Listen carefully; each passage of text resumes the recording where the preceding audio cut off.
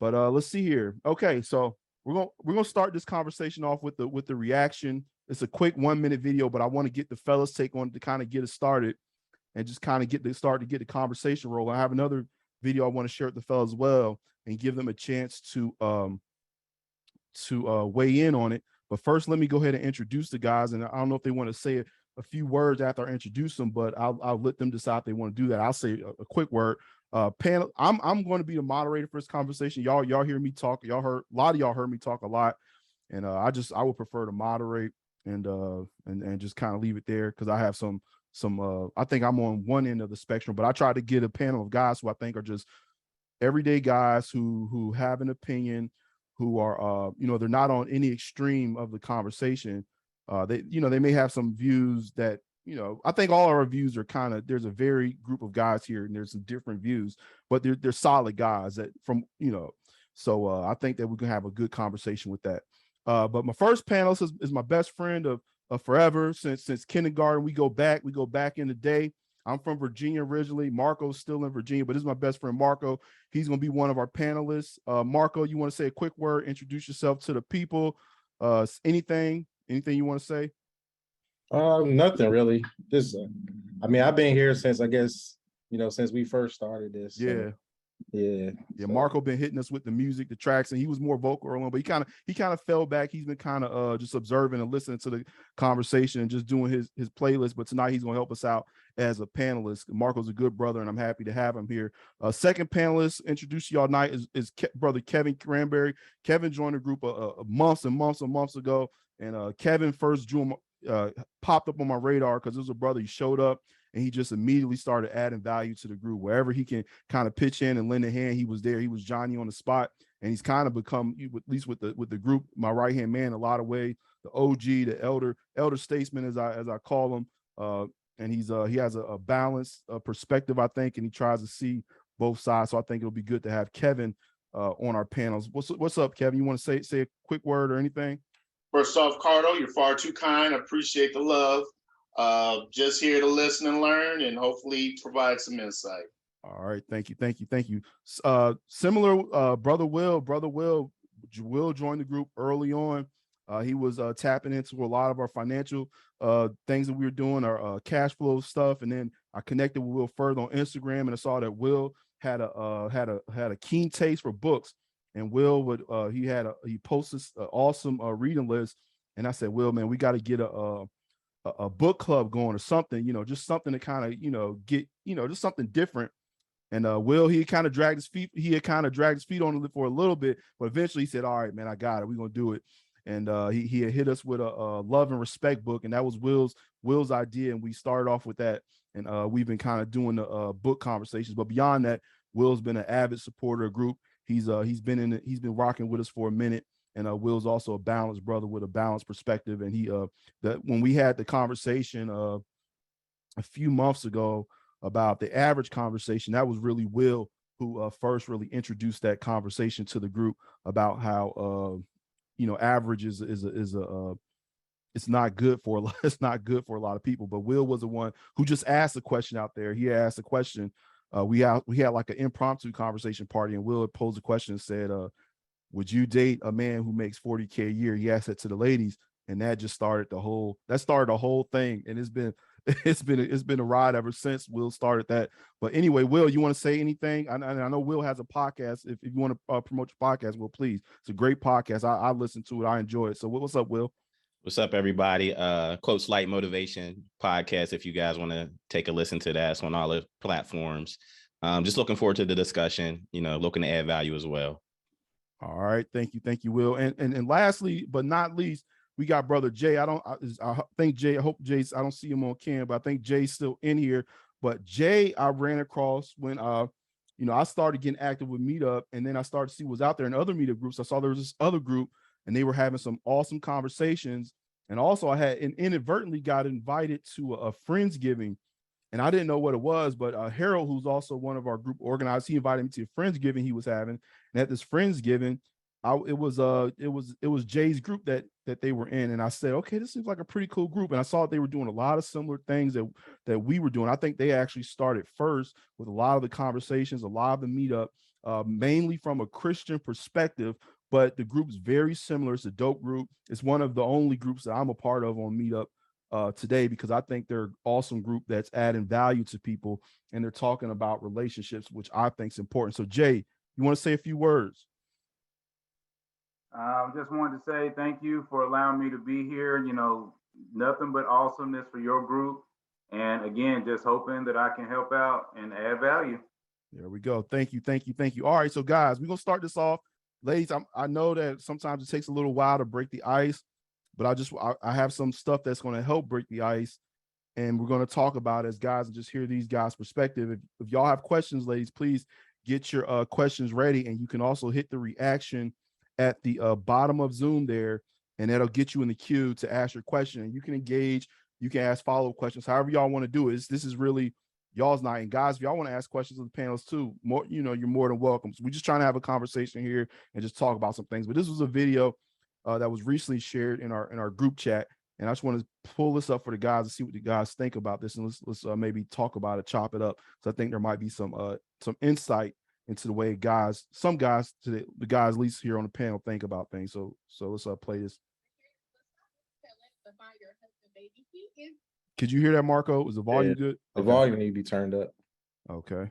Let me stop my share real quick. I don't know if let's see. Oh, I didn't share the sound, so now I got to do it. There we go. Let me try running it back. Who needed to hear this, but stop moving to Atlanta to find your husband, baby. He is not here. So let's talk about this, sis. I'm telling you, she is not lying. This is the reason why I relocated from Atlanta over 2 years ago. Baby girl, your husband is not in Atlanta. There are not any good available quality men in Atlanta. And if they say there are good quality men, they most likely have a wife or a girlfriend or living a double life. And majority of the men don't even like women in Atlanta. And that's just the bottom. Quality men, they most Atlanta. And if they say there are good quality men, they most likely have a wife or a men, they most likely have a wife or a girlfriend or living a double life. And majority of the men don't even like women in Atlanta. And that's just the bottom line, the fact of the matter. I'm not bashing or judging. I'm just speaking facts. Sis, your husband's not in Atlanta. That is why I relocated to Charlotte over 2 years ago, where I've had better success in dating, especially men outside of the surrounding Charlotte area, the smaller towns. There's some weirdos in Charlotte as well. And you can hear about dating horror stories there too. But trust me, sis, stop moving to Atlanta for your husband. He is not there. All right. So that was a pretty hot take. And I have my own opinions on it, but I'm not a panelist here tonight, so I don't have to give my opinion. And Marco is not a resident of Atlanta or a metro Atlanta area, so I don't know if he wants to weigh in on it or not. But I'm sure. I wonder if the other guys have a take on this. Y'all heard what she said there, guys, and this was an opinion that's, I think, is commonly adopted by a lot of sisters in the Atlanta market who are out here dating. Some of the things that she has said there. I don't know if y'all need me to play it back again, but I just want to get y'all to weigh in. What do y'all think about it? I'm gonna go with Jay first, because Jay's used to a lot of these conversations and weighing in a different kind of way. But Jay, you heard what she had said there. Do you think there's some merit to what the sister was saying? And if there was there a part of it that she had merit? Not, just give us your take on that in terms of what you think about that. Well, yeah, definitely. I think I think somebody already kind of said it in the chat. I mean, has she dated every single man in Atlanta? That would be the very first thing that I would ask. And the bottom line is she hasn't. And what I found with, unfortunately, and this I know is going to stir up a lot more questions and comments, but what I find is that most people date a certain type of person. And unfortunately, if you are attracted to a certain type of person, and then you keep going to that same type of person, and that same type of person keeps hurting you, then why in the world do you keep dating that same type of person? And that is a choice that unfortunately a lot of women are making. I've even had conversations. One of the ladies that I dated recently, she told me she was with a guy for 2 years. But they broke up and stuff like that. And I asked her in the very beginning, about it. I was like, well, did you like him at the very beginning? And she was like, well, he was just okay, but you're supposed to try to make these relationships work. And I was like, who told you that? Mm-hmm. And so here she is wasting time with a guy that's not a good guy, but then she's trying to force it. And I feel like a lot of women in Atlanta, they try to do that. And then when a really great guy comes along, not saying all women, but there are a lot of women that really aren't ready for that guy. And then they get left behind and then they get frustrated. So I'm going to leave it at that. That was my 2-minute startup, and I'll let one of the other guys go in. Just real quick, Jay, how are you meeting women today? I don't know if you want to give away any of your secrets, but how do you meet women today? I'm just curious. For me, it's honestly been difficult through the pandemic. We have, people that know anything about Christian Singles Connect. We're not really a connection group. While you can date people in the group, we're a lot like Cardo's group in the fact that we're more about education. So, but we do have events where we try to help people to find people.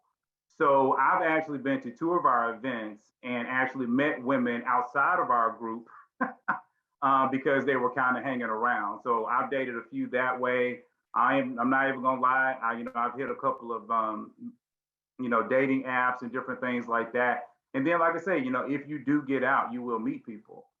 But I do think right now, unfortunately, because of the pandemic, it's more difficult. But I do think now, depending upon who's talking, the pandemic is over. So it is getting better. Every time I go out, I see more and more people.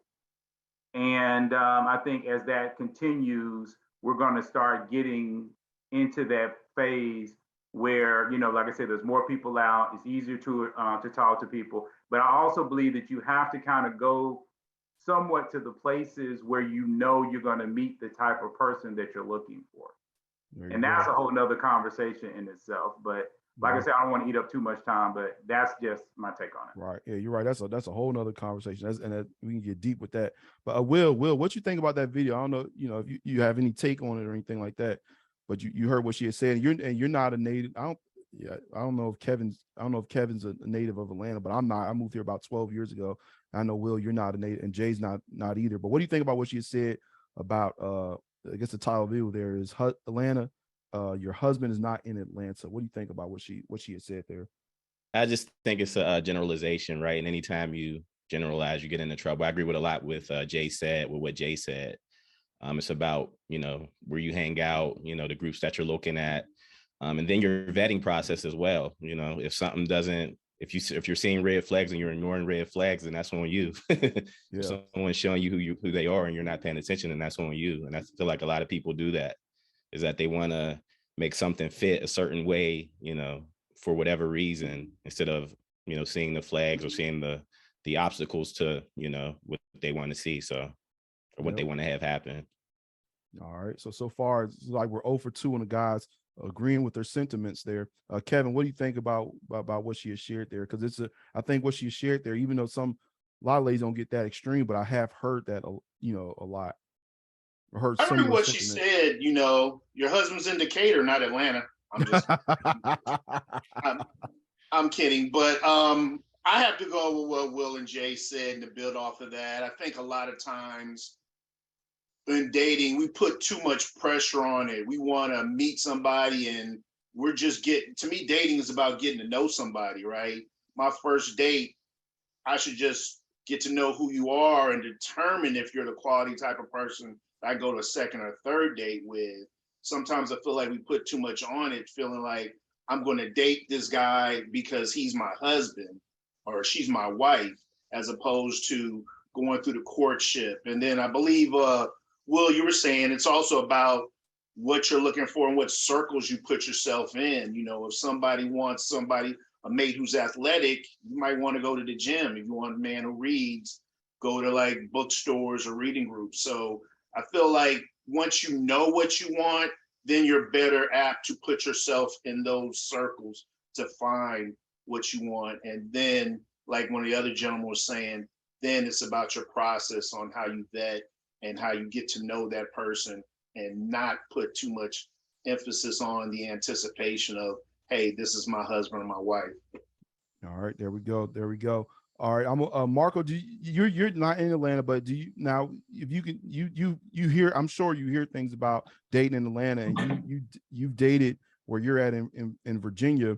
Right. Do you feel like dating's tragic everywhere, or do you I feel think like it's, this woman has a point from what you can kind of suss out? I talk to, well, women friends and stuff like that. And I don't really think it's just an Atlanta thing. I think it's more of I guess finding the right guy for you. Like they said, like finding, meeting women where place that you like to go and do things. So I don't really think it's like an Atlanta thing. All right. Thanks, Marco. And I said I'm not gonna get my opinion on, but I kind of agree with all the guys as well. And part of the reasons, like all these panelists are solid guys here, and I meet solid guys all the time here in Atlanta. So I don't know, like I think Jay had brought up the point of is, where are you meeting people at, or where are you trying to meet people at?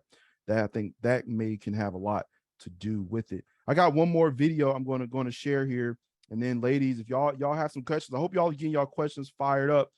You just hit the reaction at the bottom of Zoom. I'm just trying to break the ice for y'all to get this thing going. It's supposed to be an open conversation. We can just talk about whatever. I know y'all just don't want to hear us droning on.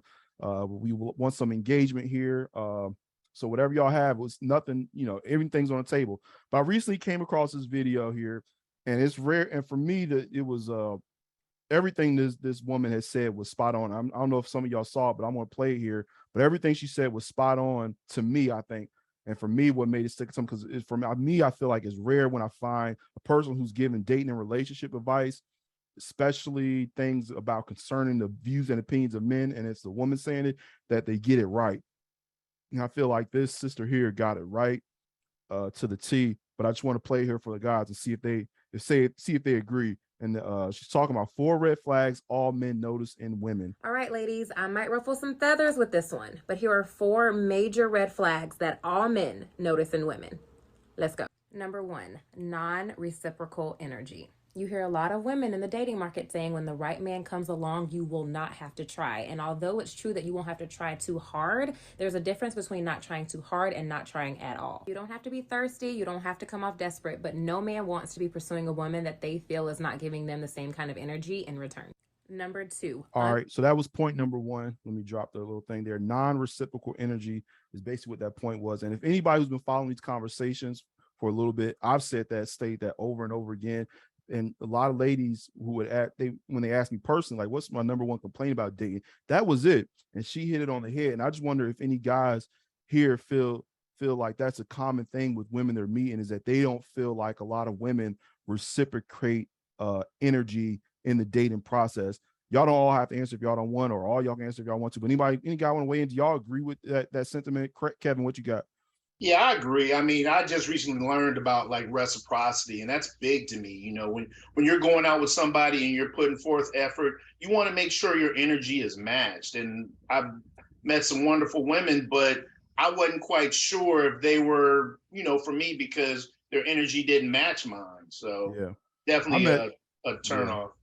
I've stopped dating some beautiful women, and it hurts when you got to do it. But when they ain't like being reciprocal, it's just like, man, what are we doing here? Any other guys want to weigh in on that point right there? All right, we'll keep it pushing here. Realistic financial expectations. Somewhere in the modern dating market, we have communicated to women that it is totally acceptable to expect a man to pay for their hair or their nails for a first date, or to even go as far as to ask a man they barely even know to help them with their bills. Feeling entitled to lavish treatment or financial assistance from a man that you barely even know that's still trying to get to know you is an extremely unrealistic expectation. And social media has done a really bad job of making modern women think that behavior is normal. Let me be clear. There's nothing wrong with wanting a man who's financially solid, but no man wants to feel like they're your walking ATM. Number 3, immature. All right, any guys want to weigh in on that? Unrealistic financial obligations. So she's saying that a red flag that a lot of men experience is unrealistic financial. I think it should be expectations, I think, is what her point was. Any guy feel like they seeing that a lot? Maybe not so much. I do feel like I put the financial in quotation. I do feel like expectations sometimes out here dating could be a problem, not just the financial expectations that I think it's men and women, but I think that folks tend to have unrealistic expectations. But we'll keep it going. Number 3, she has immaturity and uncontrolled emotions. Let me play it. Immaturity and uncontrolled emotions. Immaturity, uncontrolled emotions, acting crazy, all of that has been rebranded recently as being toxic. And there are a lot of social media channels out there that actually glamorize being toxic and encourage women to engage in this kind of behavior. When good men get a sense of that behavior, you lashing out, blocking their number, cursing them out, they either just stop taking you seriously from that point forward, or they don't tolerate it altogether, because you're coming across to him more so like a child who's throwing a temper tantrum than you are a woman who wants to be taken seriously as an adult.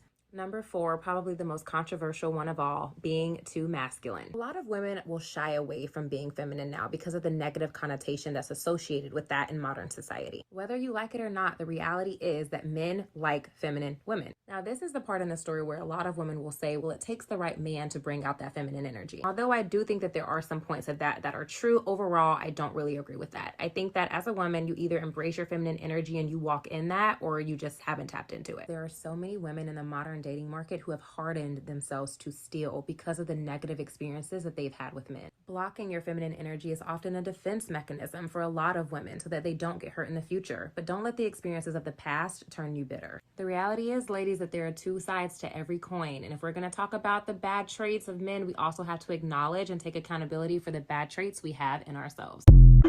All right. Jay, what do you think about that? Do you think she hit the nail on the head? Or was she missing something? On I think Jay maybe dropped down for a second. He may come back up. I don't see Jay. You hear me now? Yeah. We got you now.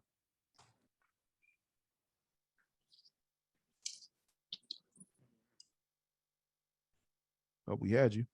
Oh, okay. Well, I mean, you asked me a question. I didn't hear the question because I did drop out. Okay. I was asking, do you think she hit the nail on the head, the sister there in the video?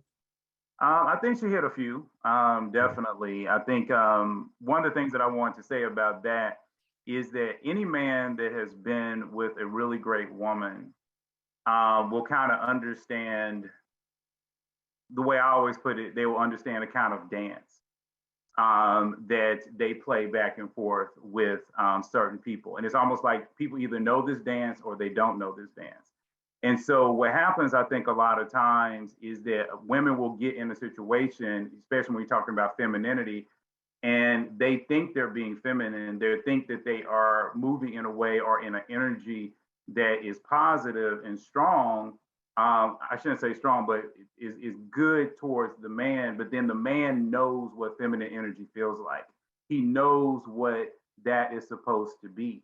And when the woman doesn't give him that, she's not really playing the dance. She's not in that situation with him. And he knows it from the very beginning. It's not something she can really lie about. And so, just kind of like, the lady said, you don't end up in a situation where you're like, oh, I'm going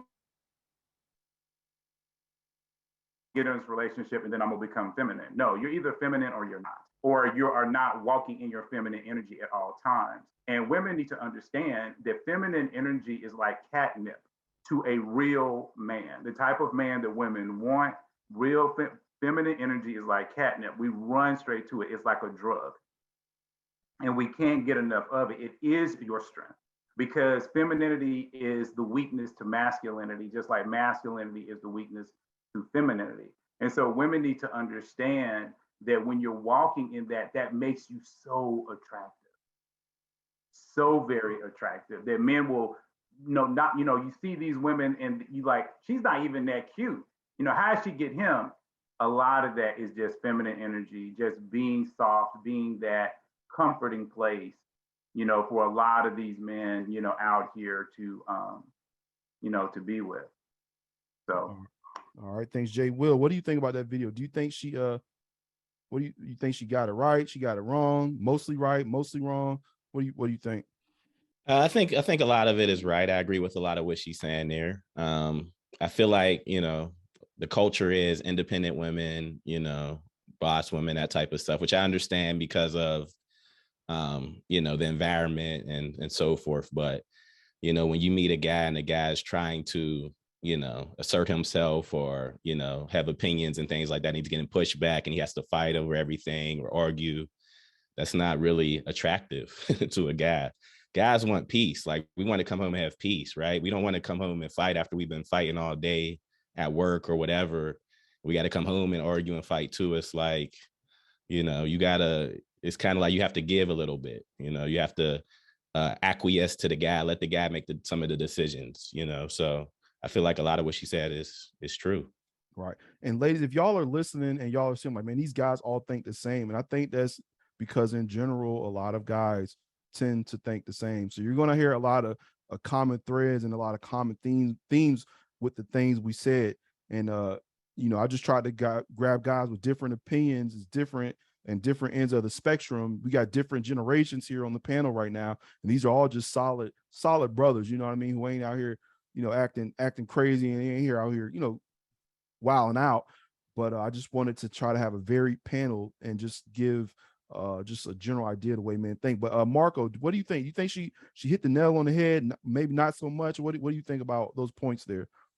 No, I think she pretty much hit the nail on the head, like especially like the non-reciprocal energy.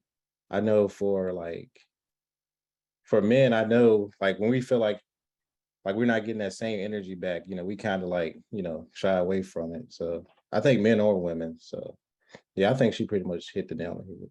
All right. So we're gonna stop the share here. I tried to break the ice for y'all. I did the best I could, but now it's your turn. This is y'all's conversation. Do not be scared. I see Amanda is grinning.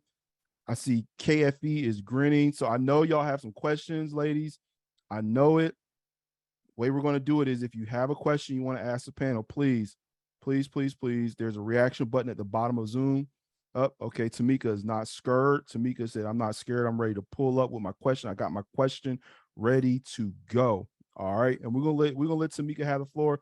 And you can address it to the whole panel if you want to. You can address it to one specific gentleman if you want to, Tamika, or however you want to do it. This is y'all's night to ask questions. Nothing's off the table there.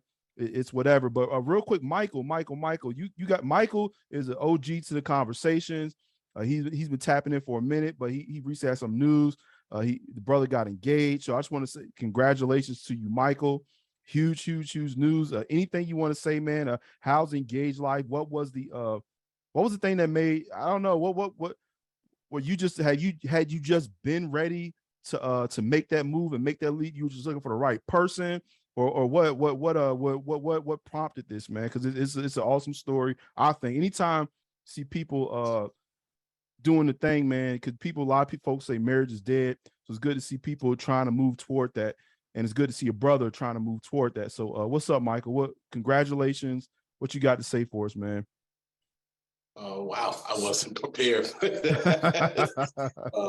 Yeah, I would say for me, it was, I always been marriage minded and I was ready. So yeah, I bought a one-way ticket back to New Jersey, where I used to live at, and I proposed to her on September 30th. And I was like, she told me no, I'm coming back here to Georgia. But she said yes. So it was already in my head. I think when you have a mindset that you want to get married, you just go ahead and do it. And that's what I did. I didn't hesitate. I just said, you know what? I tried to date. I tried to date in Atlanta, and it just wasn't in the cards for me. So I had to go back home where I used to live at, and I proposed to my fiance. So happy about it. Had you known her before? Yeah, so we dated 2 years ago, and then I flew. Then she flew down here.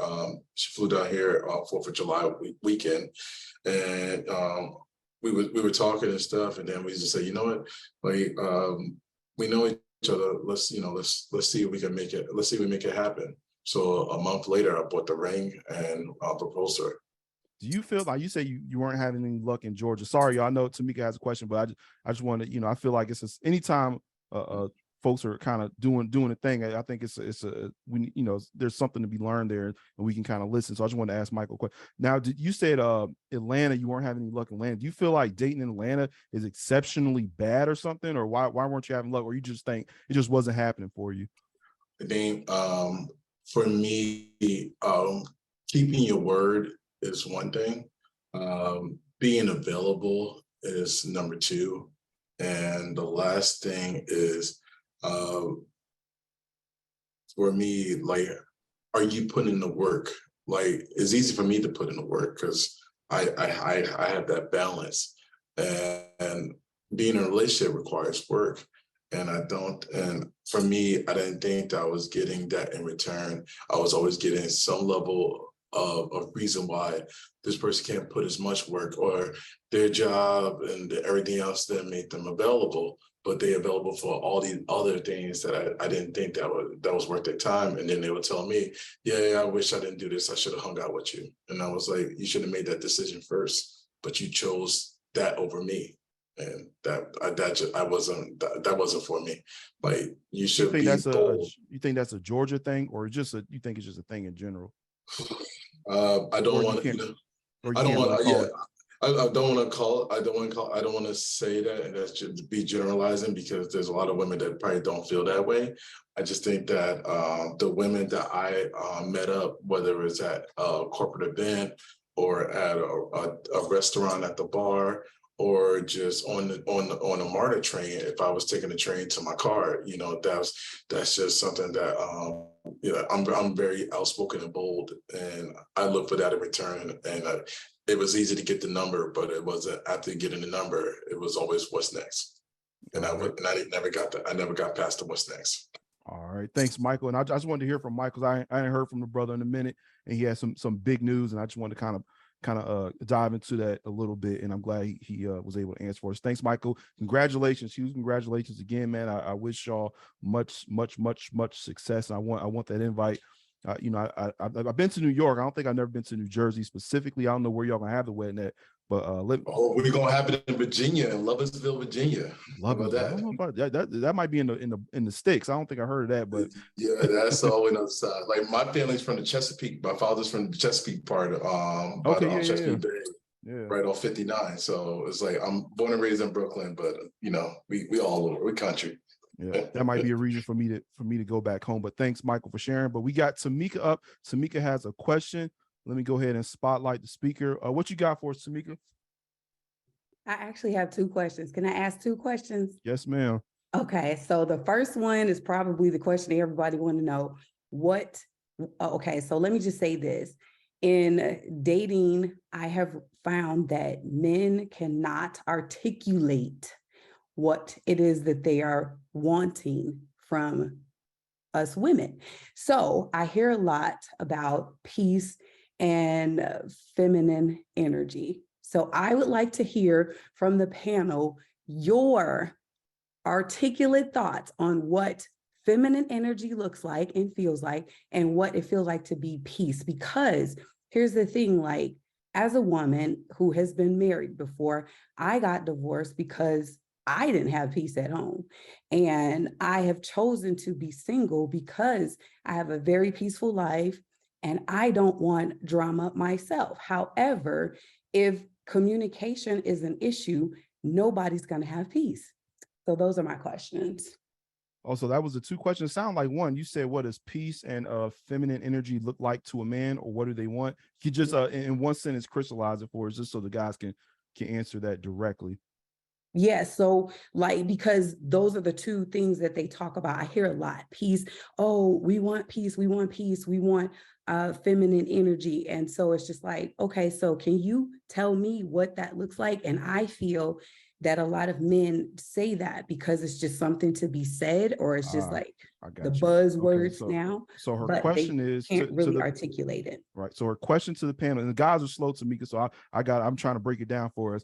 Her question is, what does peace and feminine energy look like to men? And I just want to ask my panelists, guys, and maybe I can pull Michael in as an honorary panelist because Michael's an OG. And I just want to, a lot of you guys, I know a lot of guys may have opinions, but I don't know you guys as well as I know these other guys and know where their opinions are coming from. So I want to keep in terms of the who's going to vocalize here to the exclusive to the panels. But if any of you guys want to chime in there, please, by all means, please in the chat, give your, if you want to react to what the questions are, please. I'm sure people are in the chat, they're listening to the panel, so multiple things are happening at once.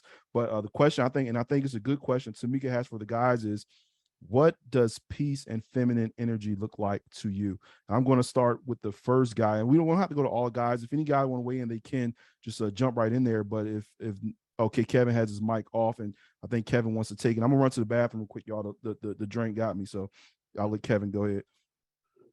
Okay, as a man, I can't explain feminine energy or femininity, but I can explain what it feels like to me. Kind of like what Jay was saying earlier about the dance, where I call it being strong enough to be weak.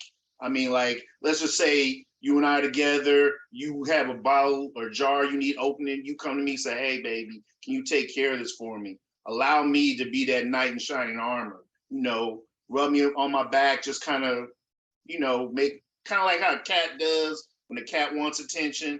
That's kind of like how feminine energy feels to me.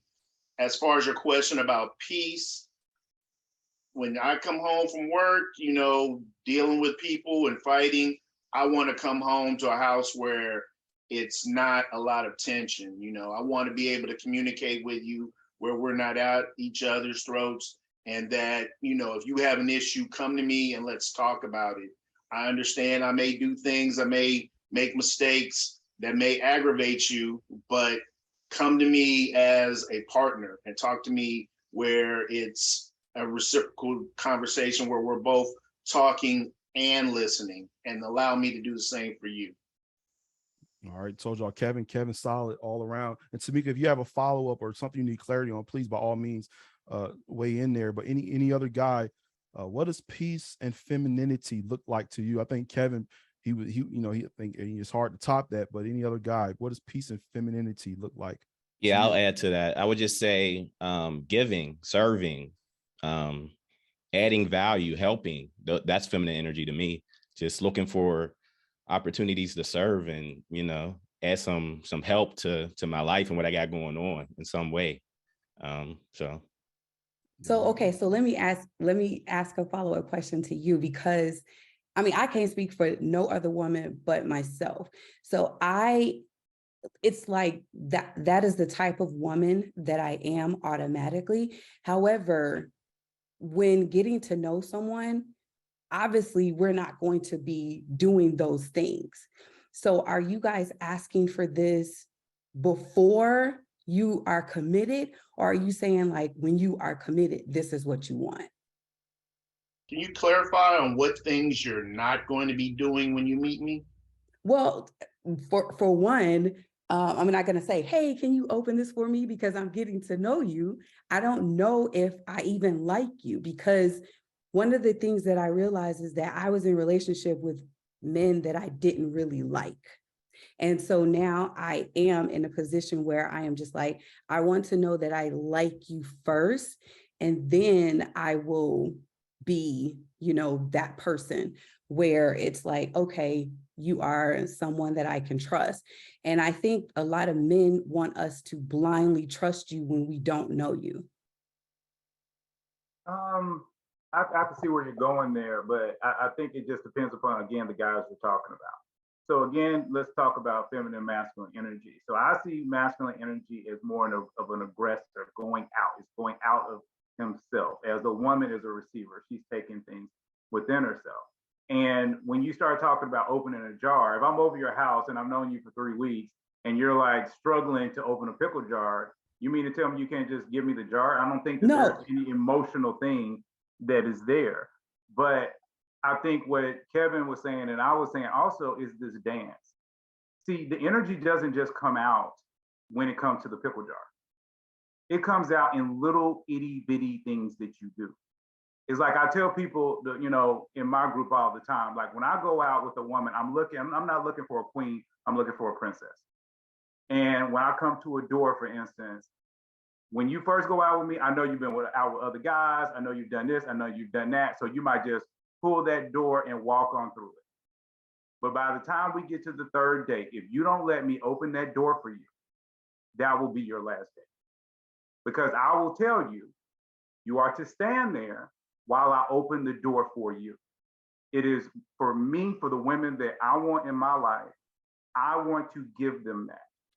I want to give them that extra. And there are women that will not allow you to do that for them. And then there's women that when you do that for them, they start smiling and they're like, oh my gosh, this is so great, thank you. See, the smile and the thank you is feminine. The sitting there forcing it, like you're holding your energy in, like, oh my gosh, I can't believe I'm doing this, that is masculine. And I can feel that, and most of the other men can feel that. But see, for a woman, what you're looking for is masculine energy if you know you tend to be more feminine. So you're looking for that guy that is a little bit more aggressive. You're looking for that guy that will open those doors if that is the energy that you have. I tell people all the time, a lot of women are a lot more masculine than what they think. And there's nothing wrong with a masculine woman dating a feminine man because a lot of times that is your compliment. But you have to know who you are first. You got to start with who you are. So I don't know you like that. I'm not saying anything, but I'm just saying that is just something I would put to your remembrance. you just said go ahead, Tamika, I'm sorry. So here's the thing, like for me, I am definitely a woman who knows who I am. However, I'm also not a woman who will just put my trust into a man's hand that I do not know. I'm not going to do that. I don't think that that makes me less feminine.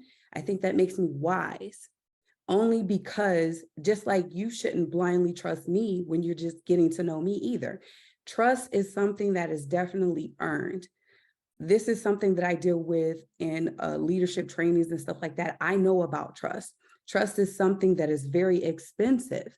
And I don't think that a lot of men, and I'm just saying because all I date are men, I don't think that men are patient enough to allow a woman to learn how to trust him in particular.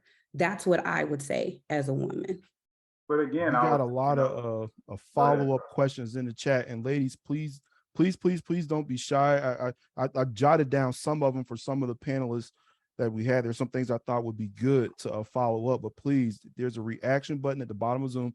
Please get in there, get in the queue, and we would prefer if you have your camera on because as it's commonly stated, 90% of communication is nonverbal. We want to see who we're talking to and because I find that a lot of times when folks don't have a camera on, there's a level of anonymity or anonymousness that people tend to have, and they tend to be a little more extreme with their views than people who just show up as themselves, and we can see their heart and see where they're coming from. But I think Jay wanted to respond to what Tamika had said there, and then there was some more commentary in the chat that I want to throw at the guys, and I think Michael also wants to weigh in. What's up, Jay? Yeah, the only thing I was going to say is, again, I think that we have to get to your definition of trust. Because to me, opening a door for you or driving you to a date, there's a certain level of trust there. And I'm going to be honest, driving you to the date is a heck of a lot of trust. That's a whole lot more trust than opening a pickle jar. Okay, because if I'm a bad driver, I can get you in an accident and kill you. So, and a lot of women do that on the second and third date. They will let this man that they don't know drive them around. So I think right now, for me, I would have to ask the question about where is the trust when it comes to opening pickle jars? Well, I mean, if you get to a place where you're in my house, you open in the pickle jar, period. I'm just saying. But I feel that there are levels to that. If this is what you are explaining to me about feminine energy, I'm saying that there are levels to that. But I'm gonna be honest with you, a lot of men don't even want to have like the conversations to actually get to know me as a woman before we can even get to a place of all of the things that you guys are talking about. What do you But mean they don't again- want to have the conversations? They, okay, so actually having a conversation like we're having right now, it's either texting with 2 or 3 letters and you know, there's no communication there. And so then it's like, okay, well, I'm not interested in a text situationship. I would like to have a conversation with someone, and that's how you get to know people, but people don't want to do that. Real quick, what generation do you date in, Tamika? Like Generation X, millennials, Z's? What age range of guys do you date? I'm just curious. It's pretty much all of them. Okay, all right, I got all you. of them are like that. All right, I Jay, if you want to, Jay, younger men, older men. Jay, if you can be real brief, because there's some more questions that came out of chat that I want to get to other guys, but if you can just follow up to what she has said there, because I hear you sound like you had something there. Well, yeah, I mean, I think it goes back to what everybody was saying earlier. It's like, where are you finding these men? Why are you dealing with those men? A lot of the men on the call are not like that. These men are showing you how much they value you because they're only texting you every blue moon. So why in the world are you even putting them in the same conversation with the gentlemen that are on this call? If I want to talk to a woman, I'm going to talk to that woman. I'm not going to text her over and over again. I might text her a little bit, but sooner or later, I'm going to get her on the phone. And so if you are dating men that are doing that to you, and they're doing that over and over again, man A, B, C, D, E, F, G is doing that, then I have to ask the question, why are you picking those men? Why are you putting up with that? And why aren't you getting yourselves in realms where you're going to get better men that will treat you better? Well, right, that's so why hold on, Tamika. Right. There we go. Tamika just said she just joined the group, and that may be a Zoom call for another day, because I think we can get real deep with that. Like, how do you meet quality men or women for people? I think that could be a whole other discussion there. We can get really deep into the weeds there and express some thoughts there. But I did want to try to answer some questions that people had in the chat, even though I prefer these people cam on up for us and express their opinions. But the serving comment that you made, Will, in your response, it seemed to raise some eyebrows in the chat there. But you had said that a woman to serve, you're looking for a woman who will serve. What do you want? Any clarity on that, or what do you know? And both should serve, right? Each person should serve. So I want to clarify that. I don't mean like, I'm looking for someone to wait on me hand and foot and all that type of stuff. I'm saying both should look for opportunities to help one another, right? If we're together, we should be looking for opportunities to help each other grow if we're in a serious relationship. So that's what I meant by serving, not just taking all the time, looking for, look for opportunities to help, look for opportunities to serve. All right. And Nakima said, I'm interested in knowing where to meet quality men.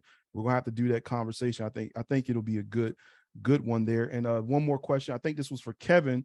And I think Tam had it in the chat, and I think it was Kevin, or maybe it was Will. One of you guys said something about adding value. You're looking for a woman who can come to the table and add value.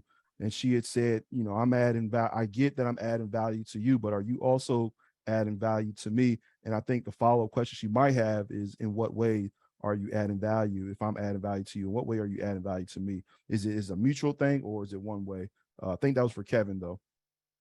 Okay. As far as the adding value, Will started out, that was his first statement, value add, and then he went into serving and all that. So, Will, I got you. I understand what you meant by that. The question about what value, if she's bringing value to me, what value am I adding?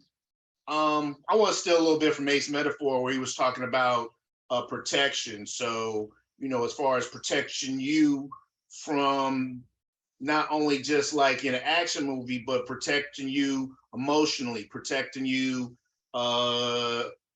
from things that I may do to hurt you, and understanding, providing a listening ear. Those are things I'm bringing to the table as far as a value add. And that's outside of the economics I bring or my resources I bring. If I'm there to help you with that pickle jar, if I'm there to help you fix that toilet or whatever, those are some of the subtle things I'm bringing besides the resources economically. All right. Well, did you have anything to add to that, or did Kevin pretty much answer that? Nope. I think Kevin covered it. All right, Michael, what you got, man? You wanted to react to something. What's up? So I think, and it's interesting because I had my team meeting today, and we talked about managing expectations. And I think when it comes to relationships, it's about managing expectations. How much I'm pouring into you, how much you're pouring into me. And I think when we speak on trust and we're speaking on these things that we hope to come with, the goal is once you lead that past relationship, you should be asking yourself, what did I learn? How do I improve myself?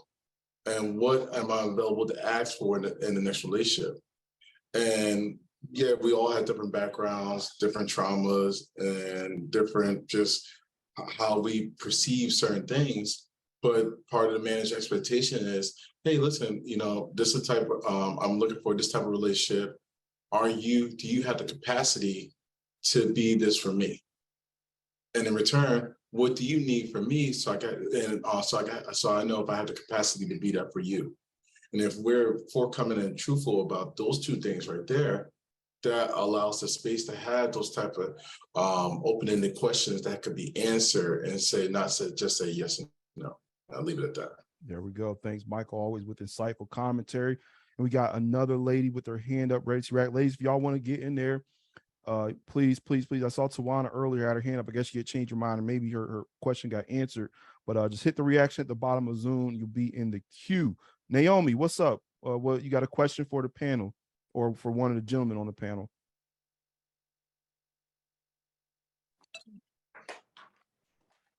Yeah, I have a question.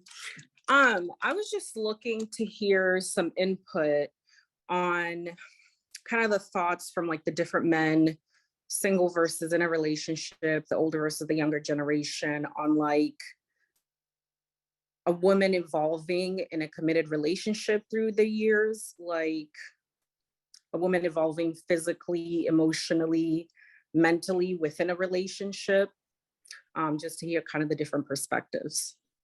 Is there like a particular way in which like a specific example, or is there like a common thing that you notice that women evolve in a certain way and men seem to have a problem with it? Or are you just asking in general? Is there like a common example you can kind of point to that? Yeah, I have a story. So actually my parents are 9 years apart. They've been married for over 30 years. And my mom was married when she was 20 years old. And even just for me, knowing my mom, I've seen my mom evolve as a person and kind of seen their relationship and their dynamics evolve. And it's been kind of interesting to learn from them, kind of watching how my dad responds to those things. So it's kind of interesting to hear from other men what they think about that. Mm-hmm. Now I can't speak for all the guys on panel. I believe all the guys are single, with the exception of Michael, who's engaged. I know you wanted a varied perspective on that, but we got one gentleman who's engaged, and maybe he can add some a balance to that. But any guys, she's asking a question. I think it's an intelligent question. What are y'all's thoughts about the process that people in general go through, but women in particular, as they change through time and metamorphosis? She had talked about the mental changes that happen, the physical changes that just are natural to happen. What do y'all think about that? Is there any insight or thoughts that y'all have in that in terms of y'all approach? What's up, Kevin? I think it's a great question, Naomi. I think in general, I think a lot of times when men meet a woman, they want her the way they first met her. If I meet you at 22, I want you looking like you are, being how you are at 22 throughout. My assumption is a lot of times women, you meet a man and you're looking for him down the road. You're looking for his potential. You're looking for his growth. So I think that's something that I had to learn. And when I was married, is that my wife was changing over time and I had to learn to change with that. And I think what can benefit that is the courtship process and having those type of conversations. I think Tamika alluded to earlier. That's deep. And I never thought about that perspective, Kevin, whereas guy, they more or less want that earlier version, and they haven't accepted the reality of the latter version. And so you think that men should learn to evolve with the woman as she's evolving, if it's a solid guy, right? Yeah, I mean, it's just a generalization. Some men may come at it differently, but that's been my experience. So yeah, you said that. I think music said it best. He said, "Through these trying years, we gonna both physically change, but don't you know you'll always." Marco, what you think about that? The evolving process that happens, that's natural with people, but in women in particular, do men have a hard time? Do you think that it's a challenge for men to accept a woman's evolution, whatever that may be, physically, mentally, emotionally? Are men prepared for that change that's going to happen? I mean, I believe so. I think it's like you said, it's all about growth and like having that connection with somebody. So you'll evolve from having that connection with somebody. There you go. Marco is concise like me. Just right to the point. Did you have follow up, Naomi? Did you what you're hearing so far? Or did you just listening right now? I guess I was kind of looking to hear whether men prepare for that, or whether they even expect it or have that foresight that that's going to happen. But what I'm hearing is men don't prepare for that. All right, let Will get in there. Are you preparing, Will? As you approach relationships, are you preparing for the change that a woman has? Are you expecting it? I think it's natural to expect people to change and grow. But I agree a lot with what Kevin said, that men, it's kind of like we're yin and yang, right? Men, they don't want change to happen. They marry somebody, I think it's going to be like this forever. And the woman's marrying thinking things are going to change. We getting married, and there's certain expectations that come with that. So I agree with what Kevin's saying there, but it's kind of hard to say, are you prepared for it? Right. I don't know. I hope so. For me, I think it depends on which way the change is happening, and the speed and acceleration at which it's happening. I know it's gonna be hard to kind of keep things tight like it was before, but how fast is that change happening? I know that mentally, the woman you were when you were in your 20s is a different woman than you are when you're in your 40s. And I think guys have to be it's something that we don't really think about, Naomi, to be honest with you. We just kind of think that the version of the woman that we meet is the version she'll kind of more or less stay. But that is an interesting thought, I think, for a lot of guys to ponder and chew on. I think I like that question a lot. Any other guy want to weigh in on that before we go to Tawana? All right, Tawana, what you got for us? Thanks, Naomi. Great question. I really have a which one? We have two Tawanas. Okay. Tawana, we'll go to Tawana 1. Hey, Tawana with the gold hair. Okay. Hi.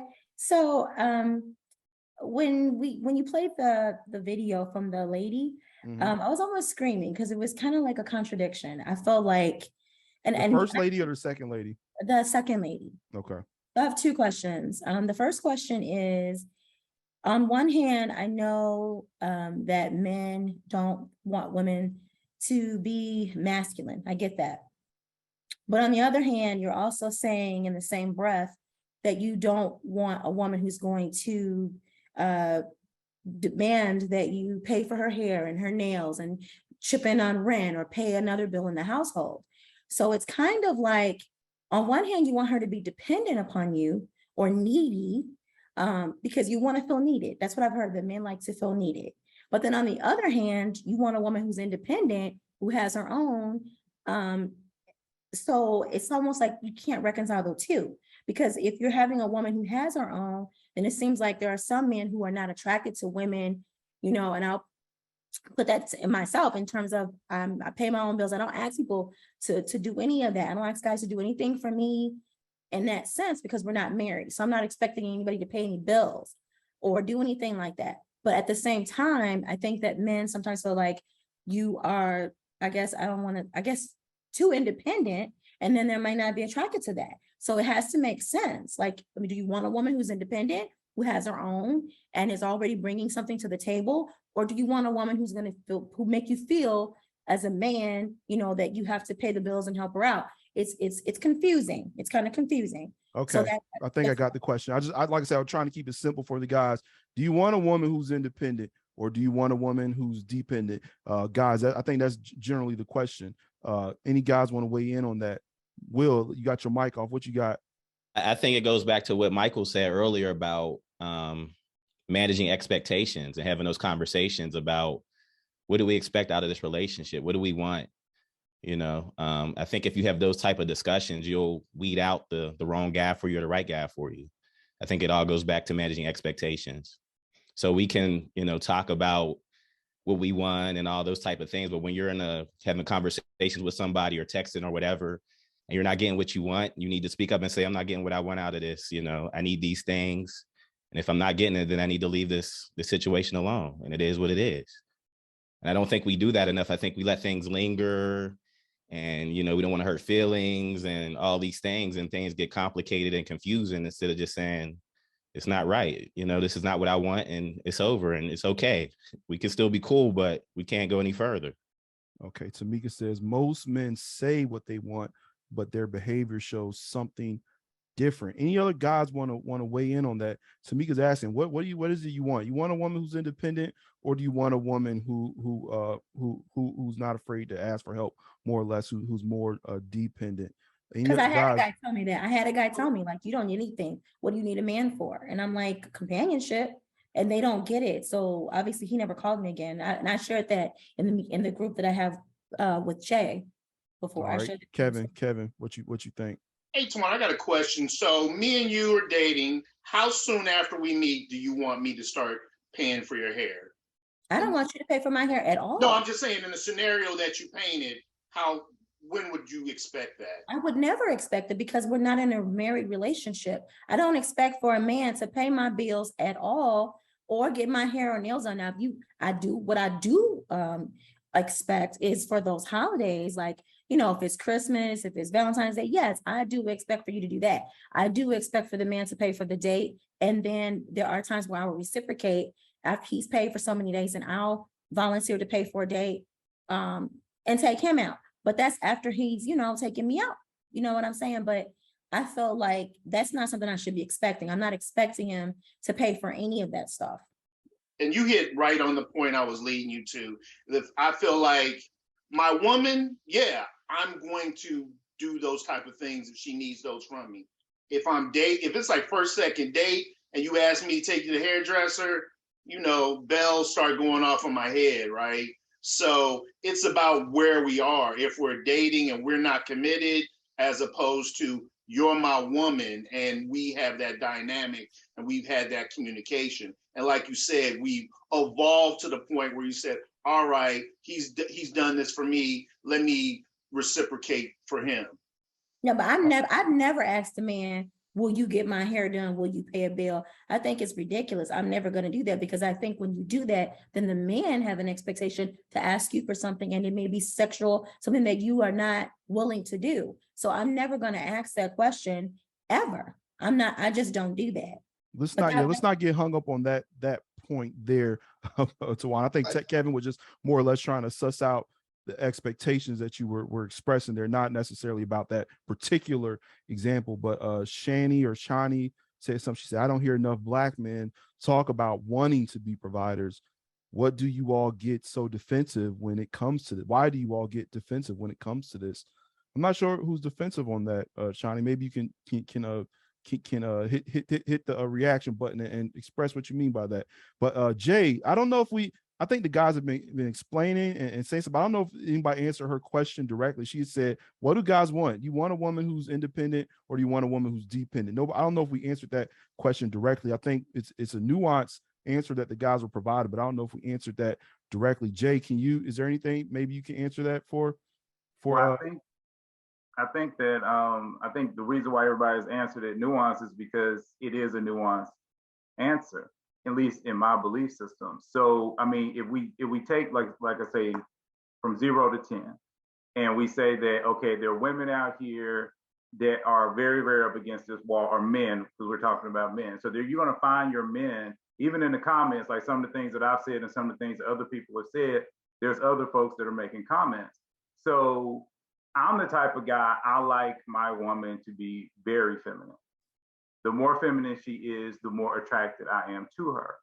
I don't necessarily need a woman that works. If I ran into a woman and said, hey, I just want to be a stay-at-home mom, and all that's groovy, then I'd be okay with that. But then there are guys out there that are not like that at all. They want to be that double, both of us work hard, we live in this mansion, blah, blah, blah, blah, blah. So I think it's depending upon the type of man. That's why I always say it goes down to the type of man that you want. And then you have to ask yourself, why do you date these guys? Why do you go after these guys? Because at the end of the day, just like each guy on this panel has a totally different thing that he's looking for in a woman, we've all kind of talked about feminine energy, but the amount is going to be different for each guy. So for me, I can say, well, yeah, if she wants to stay at home, if she wants to clean up the house, if she wants to cook, blah, blah, blah, I'll be okay with that. But some of the other guys might be like, no, she need to work. So it's going to be different. But then when you're dating, you're going after these guys. And so you need to be listening. What are the types of things that these men want? All right. Because it's going to be different. Each man wants a different thing. And so I think, like somebody said earlier about the communication, why the communication is just so important. All right. Thanks, Jay. Marco, I think Jay more or less said it's a nuanced answer, and Jasmine expressed, she said, yeah, I don't feel like I got an answer for that. So like ladies don't feel like they're hearing an answer. Marco, maybe you can shine some light for Tawana. She's asking, what is it men want? What do you want? You want her independent, deep in what's up? I mean, I guess it all depends. I mean, I would prefer that she be independent. Like, but because I mean, say for instance, like if I'm not around, like you want her to be able to, handle certain situations. So yeah, I would prefer the independent. All right, there we go. What's up, Michael? Go ahead. So I would say what I don't want my mother as my wife. So my mother, coming from a single parent, was very masculine.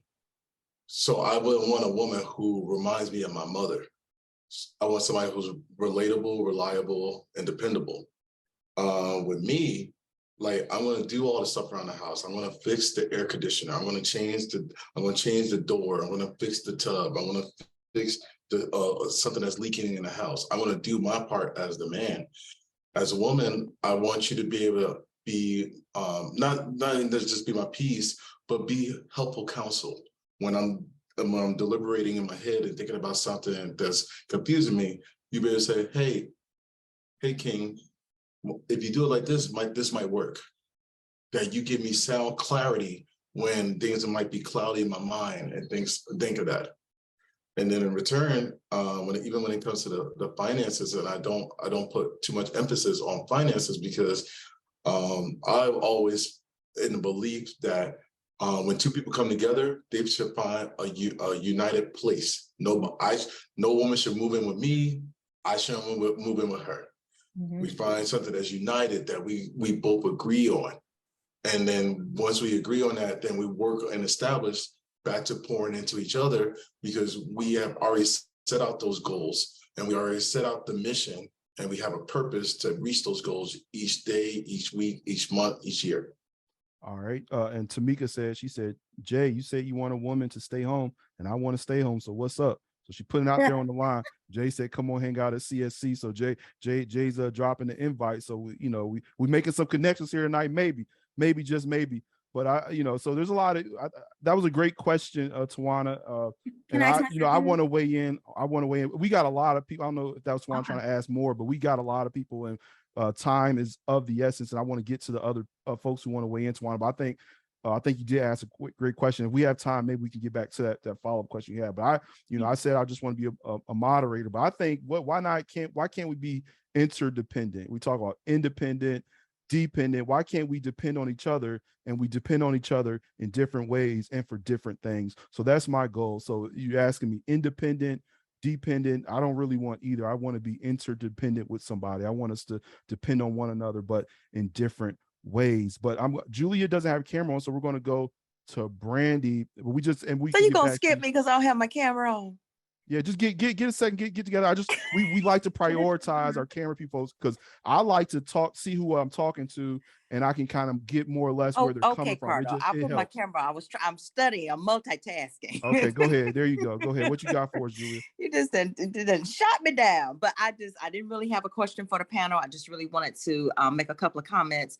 One, I wanted to thank Michael for sharing his journey, for going to what he went about as far as asking his fiance to marry him. I think that was very very insightful of how he went about just sharing the point that the dating in Atlanta, because I've talked to several friend girls of mine who are out here in these streets trying to do before they get got, so everybody's out here. The culture is, well, I know he got 2 or 3 folks, so I'm gonna have me 2 or 3 folks, but that sends the wrong message and it carries a very negative energy, but that's what's happening. And so when he shared that, hey, I felt like, then nobody had no time for me, that's very real. And so people need to, think about that, just giving the number, but you're not making time to connect with the person. What's the purpose?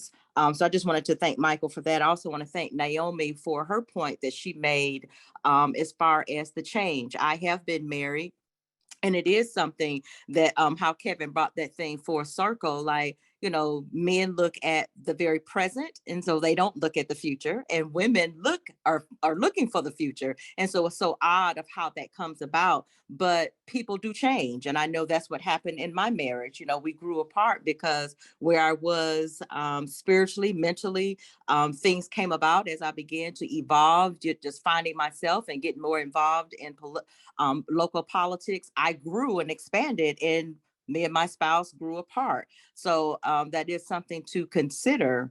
And I like the point that you made about the interdependent. I think it's very realistic to understand that in a relationship, each have skill sets that they bring. And so we have to be able to depend on one another's strengths. When I was married, my husband did not know how to handle finances. And so that's my strong point. And it doesn't make someone weak to say, hey, my wife pays the bills. That does not, we need to make sure we got a damn house to live in. So yeah, if you don't know how to manage money, don't put the family at risk of being homeless. So I like the interdependent, and it's okay to say, hey, I don't fix ACs, I don't fix light bulbs, I don't fix this, and and want the man to do that, or whatever it is. So I think those were very good points. So I did not have a question, but I just wanted to say that there's some very good points being made, and we have to be at a point in our maturity to be able to say, hey, let me reimagine, let me rethink this thing, and maybe I can take on these new concepts and thought processes. So Right. thank you Very true, for letting me and talk. ladies, Now I'm gonna right. go back off camera, Cardo. All right, thanks, Julia. And ladies, if you can, if you're just making a comment, or you just want to make a brief mark, if you can, please keep it brief, because I will say this is a conversation that was requested, and even though it's requested most recently by a woman, it's been requested to me before, where women are interested in men's opinions on these things. And so we're trying to keep it limited to questions, or if you need clarification on something that was said earlier, if you can. But if you do want to make just an overall remark or observation, just please keep it brief, because like I said, we're trying to add value here to women, and women have questions, and we're trying to answer those questions. And I these guys are, I asked them to assemble here tonight for that specific person's purpose. So if we can just keep it limited to questions, if we can, if you want to make an observation or a remark, just keep it really brief. But I think what you said there, Julie, was still good. And thank you for that. Brandy, what's up? So I do have a question and a comment. There's a term called toxic masculinity and deferred masculinity. There's a reason why I said that. So I find that with men, they have a lot of expectations put on women, especially like the type of guys that I like. I'm a very feminine woman, and I like a very traditional man. I was raised by my grandparents. They were married for 50 years. So a lot of that comes from that. And so I am the person who serves. I cook, I clean, I'm submissive, I'm all of those things. And men, of course, they love that. Here's what I find though, right? They have not been taught to do the balanced version of that and how to be necessarily like a leader, or how to provide, or to do all those things. So yes, if you come to my house and my trash is filled up, yeah, I expect you to take the trash out. If my car needs to have an oil change, I want you to do that. And doesn't mean that we have to be in a relationship. It means I understand how I should behave and what I should do as a woman. And you get those benefits, right? Because you come over and I cook for you all the time, or I look a certain way, or, certain things like that. But also, if I'm walking down the steps, I need you to hold my hand. So I feel like there is a lot of things that, and the flip side of that, which one's deferred masculinity, and the flip side of that is toxic masculinity, right? Where you think that leader means being an ass, right? Where you are disrespectful, you are controlling. There are these masculine ideas that I think culture has pushed out, and or the fact that like historically the paradigm shift between families and our familiar relationships has changed. So a lot of men necessarily weren't taught to be masculine or how to be men, just as women weren't taught to be feminine. So there's this imbalance in relationships that you might see. My question is, this is a general question. Do men know how to be leaders and how to be masculine? You want us to be feminine, right? But can you handle when you have a real feminine woman in front of you who is doing all the things that you want to do, but what are you matching with that? Okay, and I'll let you ask follow-up questions on that, because I think it's it's an open-ended kind of question, and it's kind of broad and generic. So I'm sure you might have a follow-up question. But guys, so her question is, do guys know how to be leaders? I think was the question there. So if any guys want to answer that for Brandy. Not just be leaders, but do you know how to be in your masculine and your true masculine, and the one that you are purposed to have? All right. So do guys know how to be leaders and know how to be in their true masculine? And it seems like a lot of ladies want to answer that in the chat, because it seems like it's going up in the chat. So let me see here. We haven't Marco. We'll let Marco get in on this one. He'll answer first. Do guys know how to be leaders? And do you really know how to be true in your true masculine? If so, how? I think he just walked away. Oh, Marco dropped? No, I mean, he's just not at his desk. Okay, I don't know what happened to Marco, but Jay, what's up, Jay? What do guys know how to be leaders, and do they know how to be in their true masculine? I think again, it's yes and no. I think the problem, the reason why so many people are having an issue is because you got to remember everybody's on a sliding scale. Not every woman is going to bring you a 10 out of 10 feminine energy, but a lot of women might bring 6 out of 10 feminine energy. And that's the whole thing. There are some guys on here that are going to bring 10 out of 10 masculine energy. And then there's going to be other guys that are going to be bringing 5 out of 10 masculine energy. So it's just really about whether or not you can pick it out, and whether or not you can line yourself up with the very energy that you're looking for. So that's really, it's kind of, I know it's not the answer that you might be looking for, but are there men out there? Yes, I've seen them. I've talked to them. And the way that I would see it was actually one of the things that I wanted to say earlier. I believe that if Cardo went into a group of 100 men and you were like, Dr. Brandis, you were like, pick me out a man. And Cardo was actually able to be in that room for 2 hours, talk to the men, go through them, kind of have an idea of what you're looking for from a physical place. He probably could come out of that room with about 2 or 3 guys for you to talk to. But a lot of women, a lot of times will go into that room, and because certain guys are talking to them, hollering at them, or they have a certain look, maybe they have certain clothes, maybe they're a certain height, they start to lean towards a certain type of guy. Instead of looking at the guy's heart and his mind, they're looking at everything else, and then that sways them down the wrong path. Like I tell the women over in CSC all the time, most guys really aren't that smooth when it comes to talking to women, because guys who are very smooth talk to women all the time. The guys that aren't that smooth generally are in longer relationships and they don't have that many women to talk to. So a guy who has talked to 1,000 women, of course, he's very good at talking to women. And 9 times out of 10, that's the very dude you should skip. But if a guy comes over to you and he's like, "Oh, Dr. Brandis, you are just so pretty, and I would love to talk," you'd be like, "Boy, get the heck up out of my face."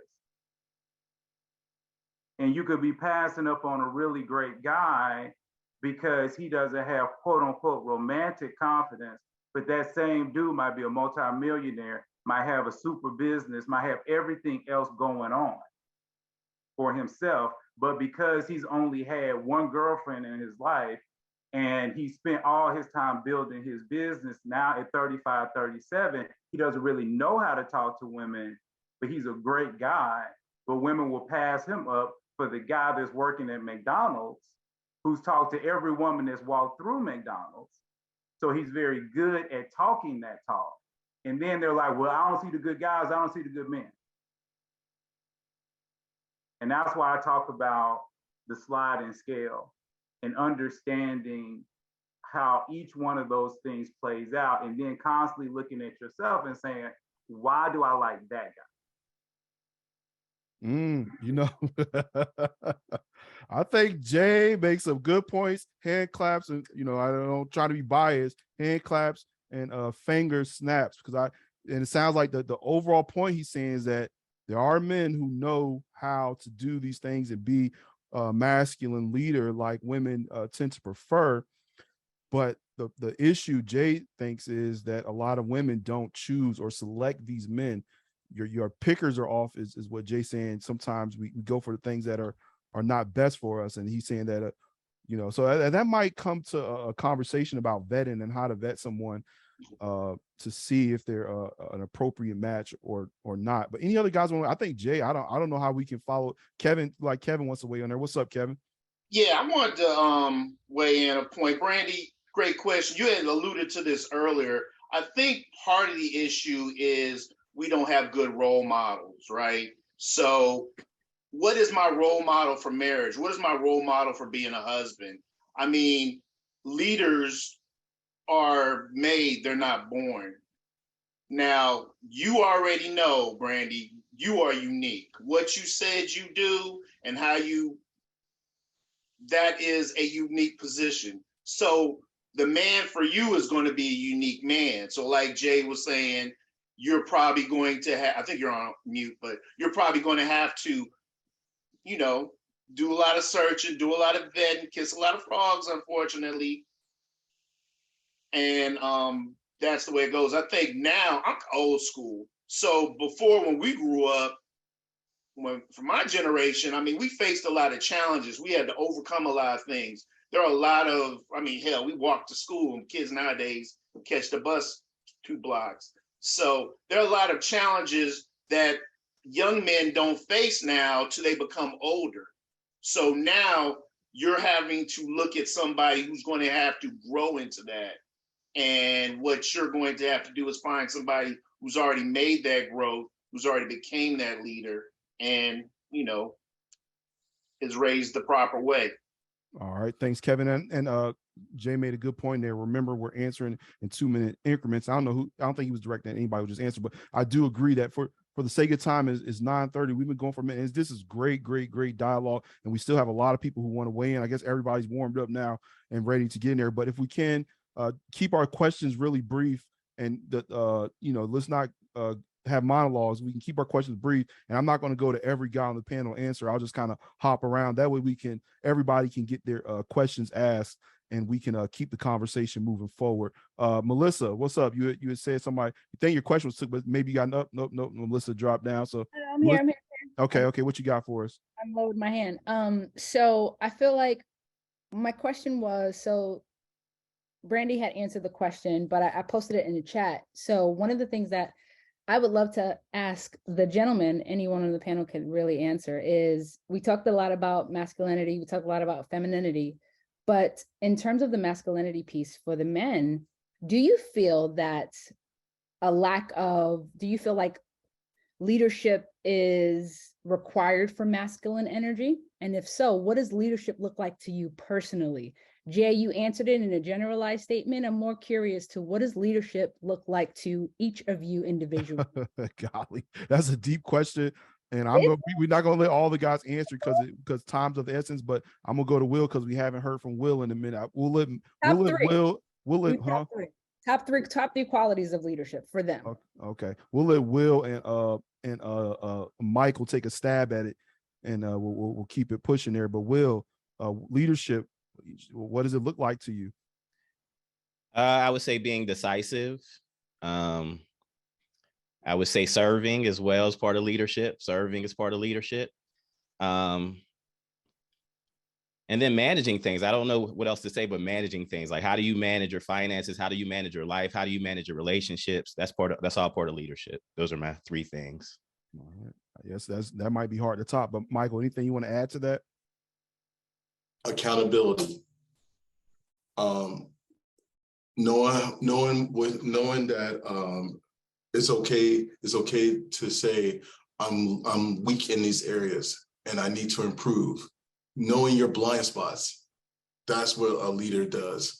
Also, a leader is a good listener. The best saying is said, you have 2 ears and 1 mouth, so you can listen more than you speak.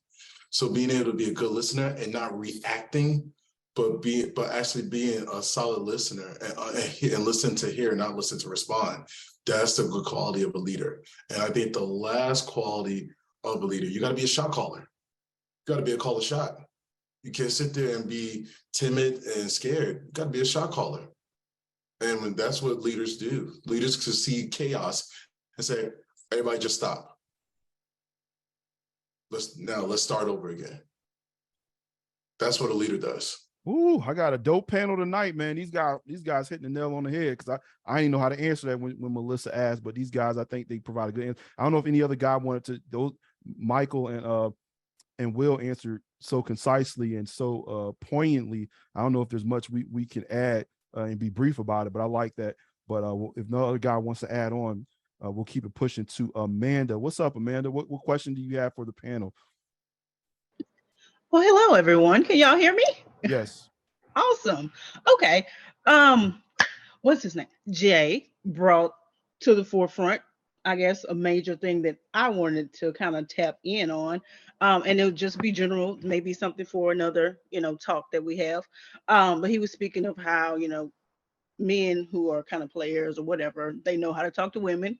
And I came in the little comment section. I said it's kind of the same thing goes for the men. Some of the good men may first go to the women who know how to play the game. And it just seems like, because we always see these narratives, these things on social media, the video you play with the 4 points, that was excellent. She was right. But how are we who consider ourselves the good women and y'all who consider yourselves the good men still not finding each other?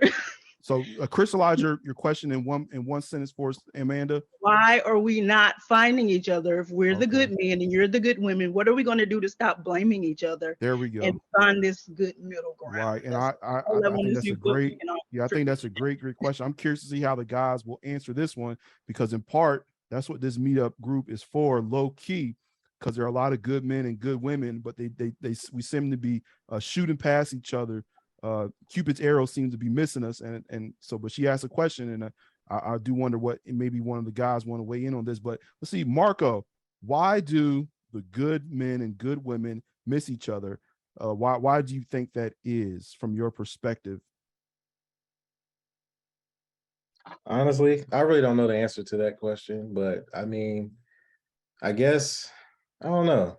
Yeah, I don't really know the answer to that question. All right, there we go. So sometimes that's where we got guys, we just don't know. But I know Jay's insightful brother, and he does a lot of thinking and meditation on relationships. I think Jay had dropped off. I don't know if he got back in. He might be having internet problems. But Jay, are you back in the chat?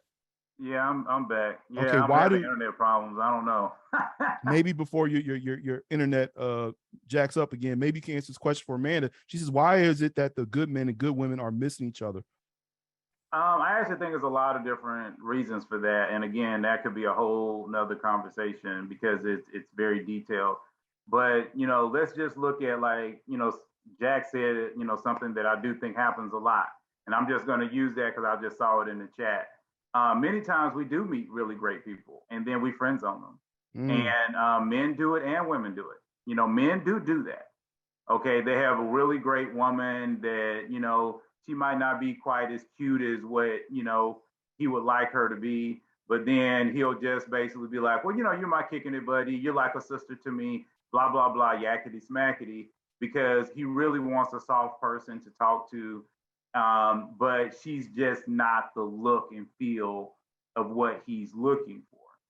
Now that doesn't mean she's necessarily unattractive. I think people get caught up in that whole unattractive thing because everybody wants something a little bit different. And so I do think that that is one of the many things. But again, we're talking in 2-minute increments, so I could go on forever.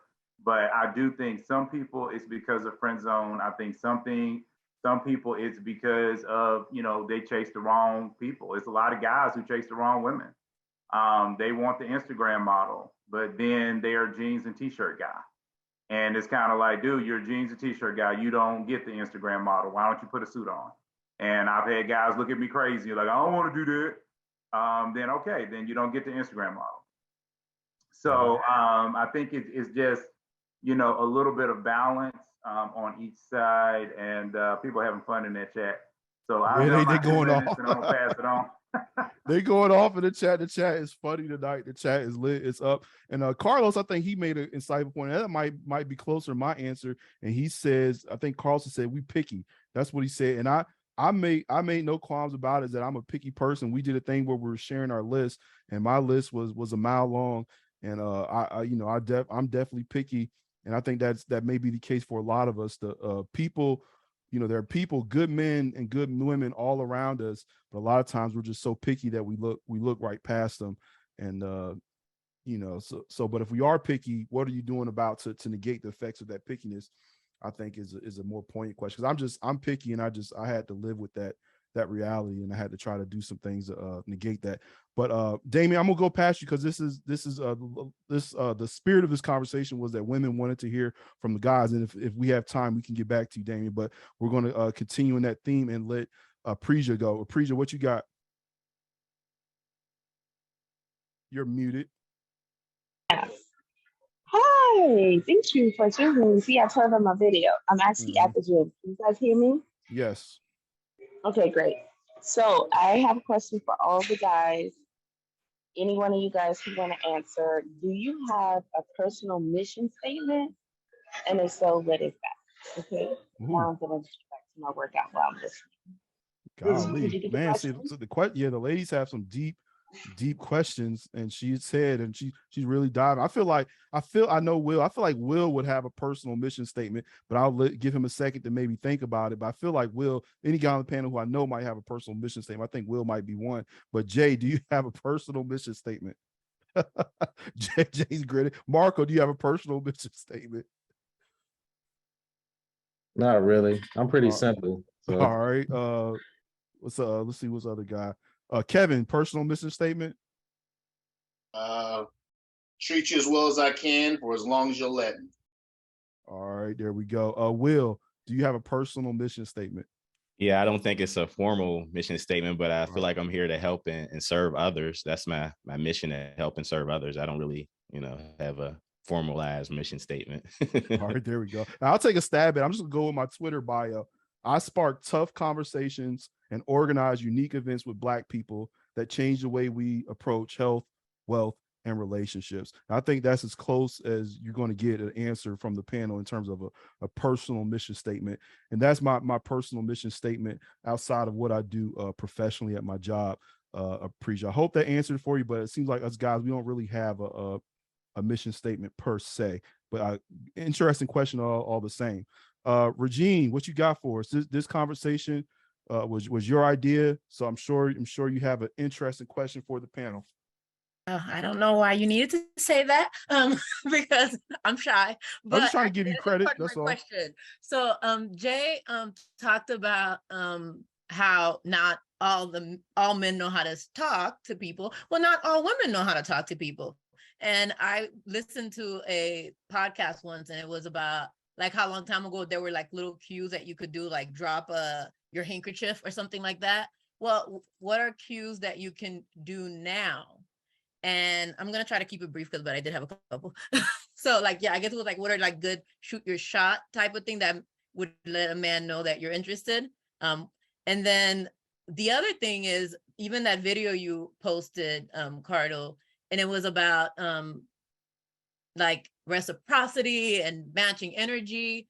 Well, and I can't speak for all women, but I know for myself, I tend to be very passive. That's just like my general outlook on life. And I'm also very indecisive. I mean, that's just me. And so then and I'm used to like men in a way putting on a show, and then that's who I end up with. And I realize like it's a lot like Tamika, because I end up maybe with somebody I didn't really like, but just because they wanted me more. So I don't know, like, what am I? But Will said leadership was decisiveness. I'm a bit indecisive. So what do I do with that? Regine, we gotta simplify. We might can go back to your second question, but if we can, I think the first question was, I just want to keep it simple for the guys here, so we can take a stab at it one segment at a time there. And you said, how is there a way that women can shoot their shot? If so, how? What ways can a woman let a man know that she's interested, if she should at all? I added that if she should at all portion onto it. And I think yeah. So that's the question Regine has. So I'll let Michael go. And guys, we can be brief because we're getting close to 10 here. Michael, what shooting shot is it? Women shooting a shot? If so, how? What like ways? I said, I real simple. You know, you see a guy, a smile. Like if you see him, smile, you move your hair. Like that gets his attention. That you like, I'm zoned in on you. I said touch, like you laugh, like touch him on his arm, like, oh, you're strong. Okay, just something. I think that like because that's being intentional, and you want to be intentional with the man at forthcoming. So little things like that is just like that. That will draw the man that you want to you. I think the ladies are. I think the ladies are joking in the chat, but I think those are solid tips. Physical touch, physical contact, I think is one of those ways that kind of is universal. Lets a person know that another person's interested. Any other guys? Let's see. We'll jump around. Marco, women, should they shoot their shot? If so, what ways can a woman let a man know that she's interested? I mean, I don't know if you remember, like this girl, she passed me a note. Remember I told you about that? Right. Right. I thought that was like refreshing that, someone gave me a note with their phone number on it and stuff like that. Right. Yeah. I mean, so Marco was at work, and a lady who I guess she's been kind of eyeballing him for a minute. She had left him a note so that he would see it. She said, "Hey, my name is blank. I'm living blank. Just let you know I think you're cute. Give me a call sometime." And she left her number up there. So Marco liked that approach, and he thought that was refreshing. So maybe leaving a note might be. Hey, make sure you report that to HR. She didn't work. She didn't work there. She didn't work. Oh, thank you. Listen, I've been in training like for the last 2 weeks. All right. Will, anything you can add to that? I forgot the question. Remind me the question again. Shoot their shot? If so, what ways should a woman let a man know that she's interested? What ways can a woman let a man know that she's interested? I guess particularly if she's shy. Right. I would say smiling. I think smiling is a good one. Physical touch is a good one. I think men are not that complex. Like if a man feels an inkling of something and he's interested, he will, if you give him a little something, he will do the rest if he's interested. If he's not interested, he's not going to react to it. He's going to, play it off or play it down, which tells you something as well. So I feel like just, smiling and giving him an opportunity to say something more, and, he'll shoot a shot if he really is interested. If he's not, or something's going on, he's not going to do it. And it's that So simple. it sounds like the guys are saying more or less lay the bait out there and then let a guy shoot a shot. Does any guy think a lady should just forthrightly shoot a shot? Marco was the closest to that, where it seemed like he said that he does like a more of a forward approach. Kevin, what do you think? Yeah, I mean, I think a woman should separate herself from the pack. I mean, if we're saying the odds are against them, then yeah, you should make some sort of initiation. Am I saying "mac me down"? No, but my love language are words of affirmation and physical touch. So, give me a compliment, touch me on the shoulder, just walk across the room and start a conversation with me. And if I follow through the conversation, I'm interested. If it's short and sweet, I'm not. All right, Jay, what do you think about that? I don't know. Did you answer first? No, Jay, I don't think I got to you. Jay, what do you think about that? Should women shoot the shot? If so, what are ways that women can let a man know she's interested? Well, I like what Kevin said, and I'm going to amen what he said. I think a lot of times if women will just start a conversation or smile or glance the guy's way, all of them can work. Heck, if you even tell your best friend and be like, girl, go tell him I like him. Dudes don't care. They don't care. As long as they get the information, they don't care. And so once they get the information, then they'll figure out what they're going to do with it. But I think women overcomplicate men when men are very simple when it comes to the approach. Whether you are, people say dropping a handkerchief, shoot, drop your visor, drop your hat, trip out of your shoe, drop your, I don't care, drop your phone if it's in a good case. Whatever it is, if you get his attention, that's all that you're trying to do. And the average guy is like Carlos is just saying, we are simple. Yes, we are simple creatures. We are not that much of a mystery. It really is not a big deal. All right. Michael had a really hot take I kind of want to get to. You said women should always make the first move. It creates a safe space for men to talk and feel comfortable. Wow, that's an interesting hot take, Michael. Maybe I get you followed, but let me ask Regine if she had sound like Regine, you had another question you wanted to ask. So I just want to make sure I don't kind of skip over that. Okay. Well, yeah. So I did. If you still have time. So my other question, I mean, just in general, and I know every man is different, but it just seems like men are not intentional about settling down. I mean, they can be in their upper 40s and they're still not intentional. And I can't say it's even me because I don't have like really toxic, crazy relationship. So I stay pretty friendly with people I've known in the past, and they're not marrying anybody.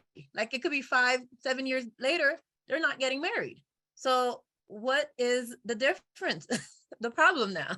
All right. That's a great question. She's talking about intentionality and men not being intentional, but I do want to follow up on Michael. Maybe Michael can respond to that real briefly about the women should always make the first move. And Tam, I think she had a good follow. She said, not women making the first move. Ain't that masculine energy? So if you could real quick, Michael, kind of flesh that point out for us. No, I don't think it's ever masculine energy, because the first thing is you're not coming in as masculine. You come in as being soft, and you come in as friendly. It's like friendly fire. And the goal is that I don't want, if as a man, if you look like the person that might be taught, like a lot of men are probably approaching you or talking to you in certain scenes, I don't want to be another number that approach you. I want to be unique. I want to be the difference from everybody else that you've been exposed to. And the way I do that is that you allow me that time to see you smile, see the energy. And I can come up to you and say, hey, how you doing, Michael? Such and such and such. But I can't do that now because I'm engaged. But yeah, that's the way I want to go about it. I want to know that I'm not walking into a trap. And the trap is I come over there, hey, how you doing? And it's either you're just there to, like, I'm just a warm body just to keep you conversation before the man that you want to be with comes, or I was there to buy you a drink and you're just going to you just use me for that time being. Like, my goal is everything I do has purpose, has meaning, and my time is valuable and your time is valuable, and I don't want to waste your time. All right. I think that's it. I got to think on that more. And I think by making the first move, I don't think Michael's saying that women need to be assertive or aggressive or anything like that. By first move, I think it's something more subtle thing that Michael's kind of hinting at, a smile, just having an openness. And I think that's kind of what he means. So I don't think he means taking on a masculine energy. And I think if we think about it that way, it seems to make some sense. And I think actually that might be a solid approach, you know, especially for, you know, guys who may not be as assertive, but who are still solid guys. They, you know, they don't want to, you know, I guess Michael had said he don't want to feel like he's walking into a trap. So I kind of get that, what he's saying there on some level. But I don't know if any of the guys remember Regine's question.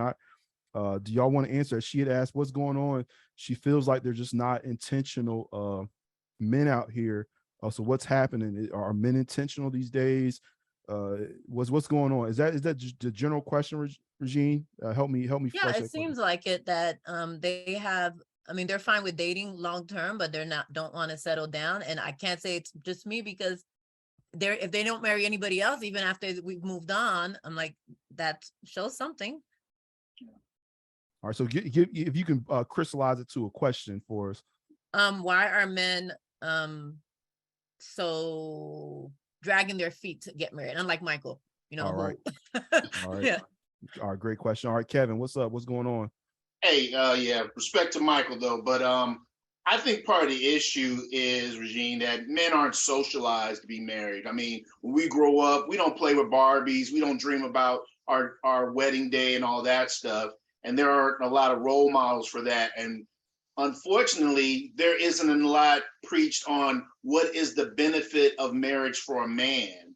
So when men get married, we're purely getting married for love. It's not about protection or utility or even cooking. So this is one of the reasons why you might find it hard to find a man who is intentional about going down the marriage path, in my opinion. Great response. And Kevin's response was, men aren't socialized to be married the same way that women are. And I don't know if any guys can be able to top that, but I got a direct message from somebody. Somebody said, will there be a part 2 to these conversations, to these? I don't know if she means the conversations that we're having in general, maybe a public meetup. We do a lot of in-person things to the person who sent me that message. So it's kind of like we do have those part 2, but we don't set out when we meet together in person to have intentional, just like strictly conversations.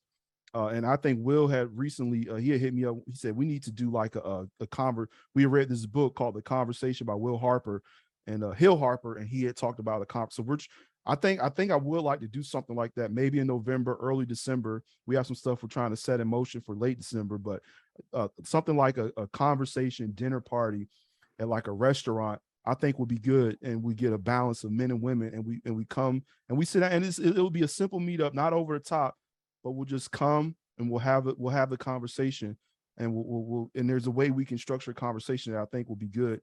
So that's in the works to the person who sent me that message. I meant to say, will there be a part 2 to this conversation?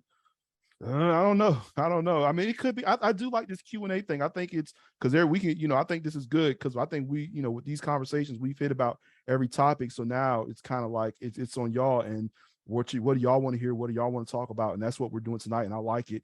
So maybe there might be a part 2 to this one, but this conversation is ask anything. So maybe we'll do this again. It seems to be a hit. We seem to be getting good participation. But any other guys? I think Kevin said men aren't socialized these days to be married, to answer Regine's point. Any other guys got anything else they want to add to that? Or can we add to that at all?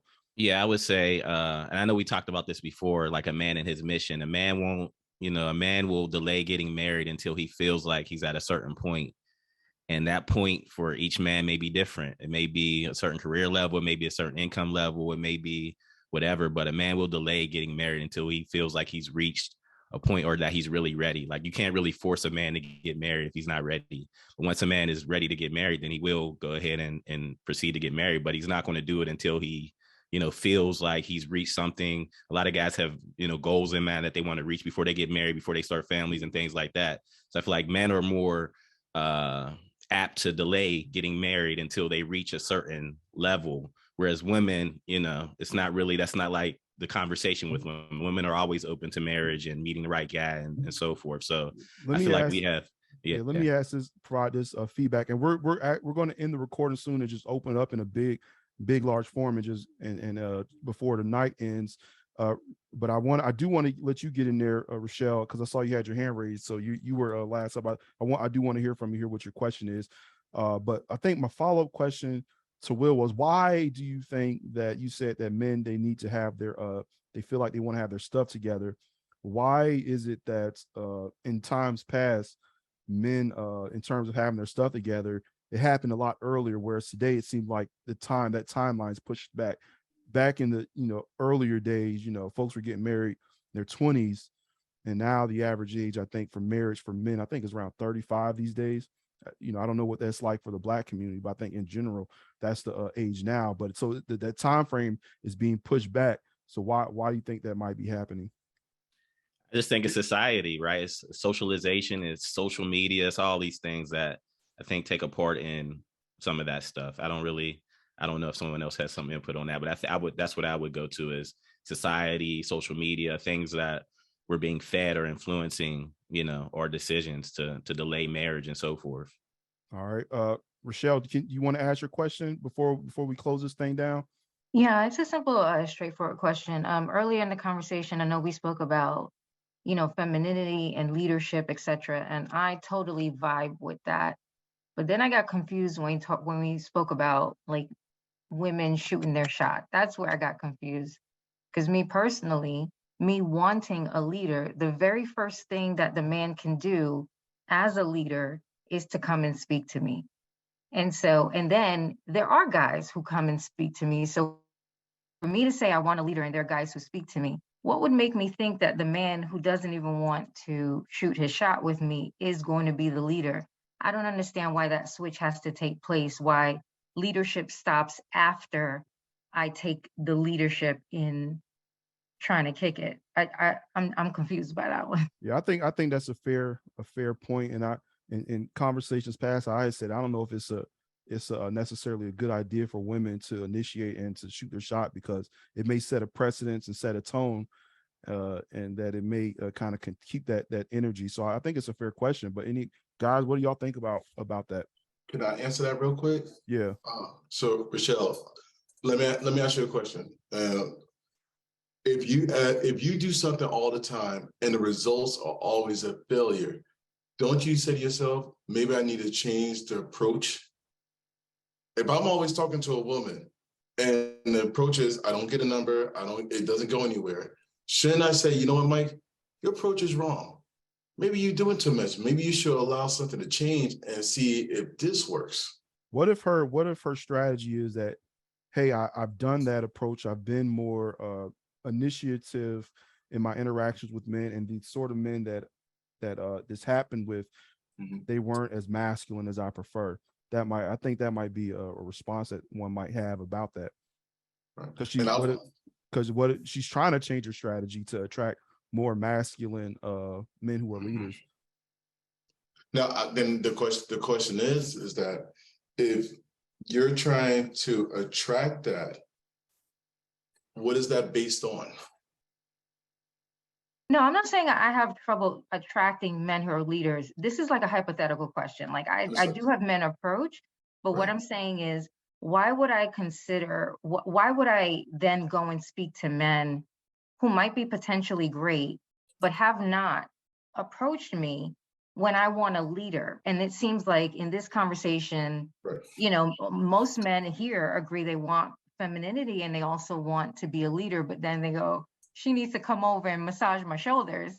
Like, well, no, I think, but the way I'm framing it, like in the midst of a conversation, like if like me and you were talking, and like, I feel like, oh, Mike, you're so funny, and then you started rubbing my shoulder stuff, like, oh wow, that's strong. In the midst of conversation, like I'm not expecting you when I see you, you're rubbing my shoulder right off the bat. It's just like let it be a flow to the conversation, and you can laugh at my corny jokes, I laugh at your corny jokes, and then it's like we cool in that way.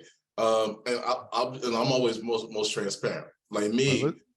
Go ahead. I'm sorry. I'm sorry. Yeah, let's push it around. You can finish up your point and then push it around to other guys so we can wrap this thing on up. And T says it sounds like some men are fearful of continued rejection, so they at least want to hint that she's into him. But do you want to wrap up your point, Michael?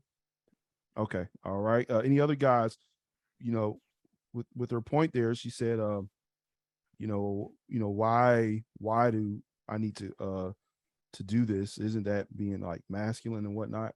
Any other guys want to, why should women shoot their shot? Hey, Carter, when I talk about women taking initiative in that vein, it's on the assumption of what we've heard, that the numbers are against them. Is statistically, like even in this call right now, 60 people, how many men, how many women? I'm just saying, separate yourself from the pack and just make yourself notice, and then allow the man to chase you. Just let him know that you are prey, and then let him become the hunter. There we go. So I'll let Jay wrap up, but it seemed like Kevin's saying like, just look at what's happening there and just give yourself an edge. So that's probably why it should. What's up, Jay? I was just going to say that a lot of the stuff that the guys are talking about, most of the ladies do naturally. They might not recognize that they do, but they do. These are just natural responses.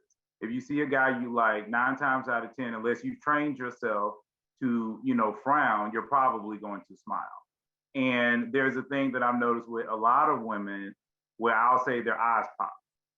So they might have not been paying attention to you, and then all of a sudden they pay attention to their guy, and then their eyes get really big. And a lot of people talk about this because it's a natural response, because you're trying to take in more light because you like what you see. And then touching the guy is because you're feeling something. Laughing at his corny jokes is because you're feeling something. All these things are natural. You don't even have to work to do them. In fact, you have to work not to do them. So if you just do you, 9 times out of 10, it'll work out for you. But if you say, well, there's 5 people on one side of the room and he doesn't even see you, the guy that doesn't even see you, and you're on one side of the room, and then you're like, well, I'm not going to even go over to that area, even though they seem like they're having a good conversation and there's a good looking guy over there, then who does that hurt? You don't have to go over there and be like, yo, what's up, shorty? What's your phone number? You could just go over and be like, y'all look like y'all having a good time. What y'all talking about? That's hard. That would be hard for a shy person. Huh? That would be hard for a woman who's more shy. You know what I mean? Well, I mean, even if she just inches over, sometimes people get close to the group and they just stand there. All right. I don't know. I'm just giving out different ideas. I mean, right. It's, All right. Right. Let me we're at 10:05 here.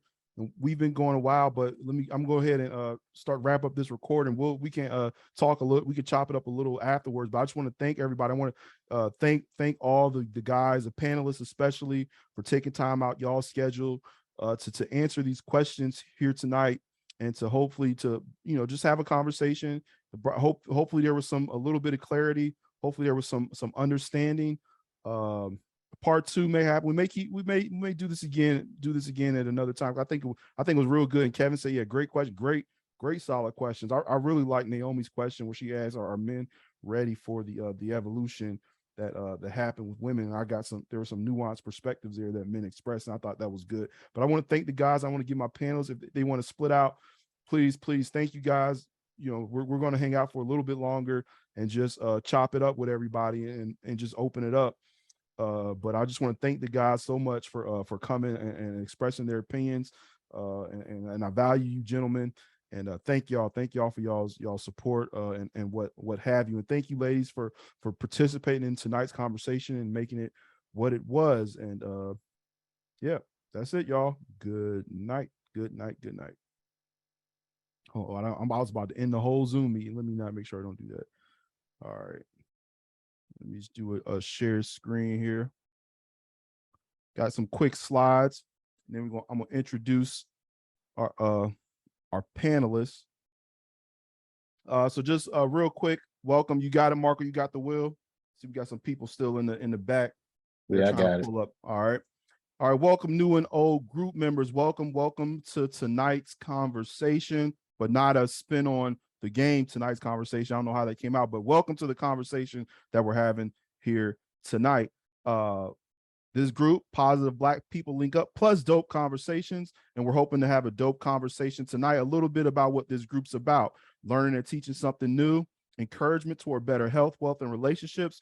We're not a singles group, we're a friends group, so there's different expectations. So if you enter a singles group, I think there's an expectation that you're going to find somebody, but I can't promise that, and which is why I didn't set out to create a singles group, because I can't really the effectiveness of a singles group to me is if folks are coupling up, and I just can't guarantee those sort of results, because I think there are real issues in relationships and a lot of struggles that a lot of us are having, and maybe we'll get into some of that tonight. So, but I knew that I do know that I can set out to create an awesome friends group. I think we've done that, but I do hope that people do find somebody, and I think that relationships are integral to our lives, and it's important.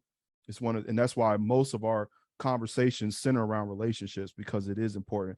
We're about socializing with other positive people. We do online and in-person meetups. Tonight's an in-person meetup, and I mean tonight's an online meet. I do that every time. Tonight's an online meetup.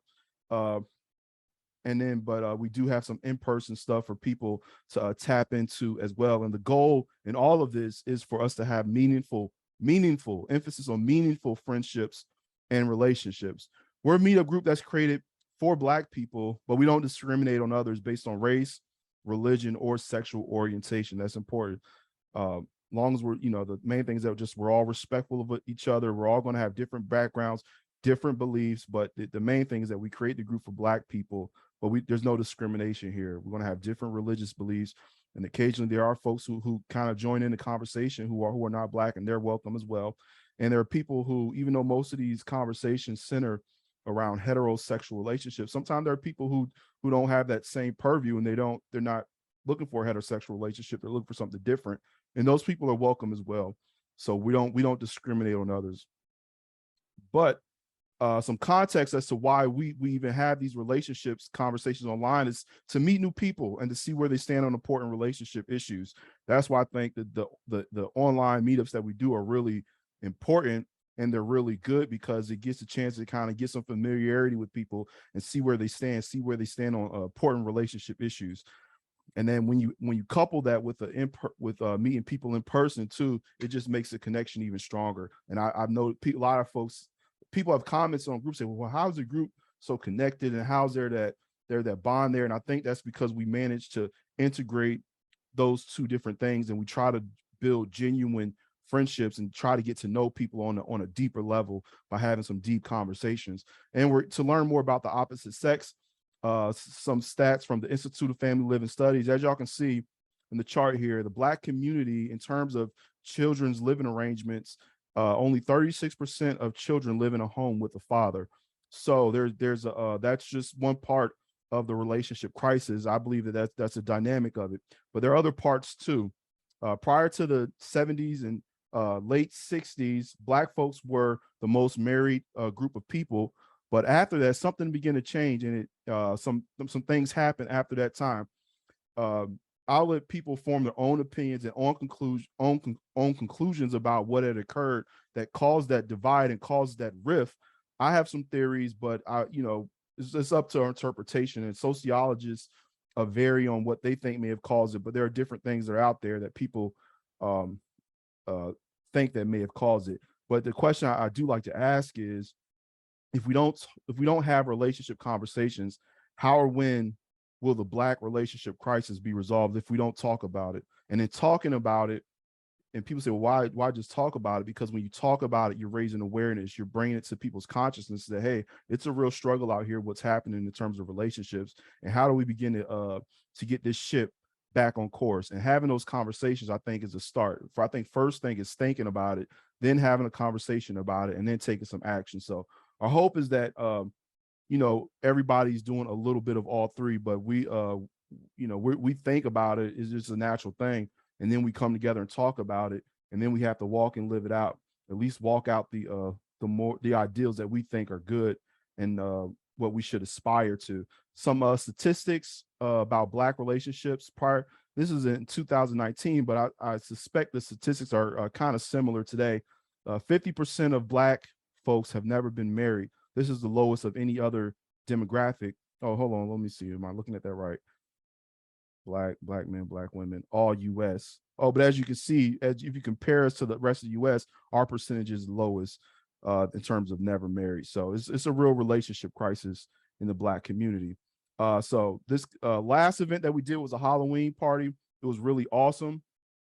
We had a great time. Thanks to all the people who were foots on the ground and really helped behind the scenes, and even everybody who showed up, everybody who supported, and in whatever way they did support, and just the positive vibes and positive energy that people brought to the event. It really made it a special time. And I think there were some connections formed. I saw a lot of people having fun. Folks were getting out of their shell like I've never seen before. I saw Regine dancing. I didn't know she was dancing in the moment because I was busy, but I looked at some videos of that. I said, look at Regine's out there dancing. I saw Harold dancing. Folks was having fun. Folks was cutting up. It was a great time. And I hope to have more like that. We're going to be uploading some pictures. We already uploaded some pictures, but I'll have some more stuff in the chamber that I'll be uploading in the near future. I'm so busy, and I'm I don't want to just chuck stuff up there on Instagram. I want it to kind of be something, more, I don't know. I want to upload our good pictures, and I have to go through all the videos and all that stuff. So it just takes a little time, but they're being uploaded. So just make sure you follow us on Instagram. We're Positive Black PPL on Instagram. Go ahead and give us a follow. Why don't you? Tonight, conversation is, what do men think about? It's a Q&A panel. I have some panelists here. I'm going to introduce my panelists shortly before we begin the conversation, but that's what we're talking about tonight. It's no holds bar. Whatever you want to talk about, whatever questions you may have, we're going to give ladies priority in asking questions tonight. But if the fellas, sometimes the ladies, it takes them a little second, I've noticed, to kind of warm up and get out their shells and really start engaging in the conversation. So if guys, we'll give ladies priority, but if guys want to start to weigh in and talk about some things, we can do that as well. I'm hoping the ladies have some questions. I'm hoping it's a good conversation. But that's what we're talking about here tonight. Next event, June or the 11th, Black Panther Wakanda Forever is happening. It's sold out, but it's going to be a good time. If you do want to go and you haven't managed to make it, I saw one brother today. He put a comment there saying, reach out to me if you want to sell your ticket, and you can get a space that way. We're going to dress up. We're going to have a time with it. So it's going to be a good time. Make sure y'all tap into that. So I would do what this guy did, who don't have it. He left a comment, said, hey, just reach out to me, send me a message. You don't got to put your number out there, but send me a message if you want to, if you're trying to get rid of your ticket, because we're sold out on that. We don't have no space, and there are people who are on the wait list trying to get more tickets. So it's an in-demand thing. And I think the thing that makes it special is we're doing it together. It's us as positive Black people. It's going to be a good vibe, and we're going to be dressing up. So we're putting a little spin on it versus just going to the theater on your own. It's a whole experience is what we're doing. We're gonna take pictures, because if you go on your own and you dressing up in a dashiki, they're gonna look at you crazy. But if you show up with 70 other people who are in a dashiki or something similar, you don't look as strange, you don't look as weird. It's kind of like it's a thing. And that's what we're gonna be doing November 11th. So y'all, for folks who made the deadline, it's gonna be an awesome time. And we'll be hitting y'all with more information in the coming week or so about that.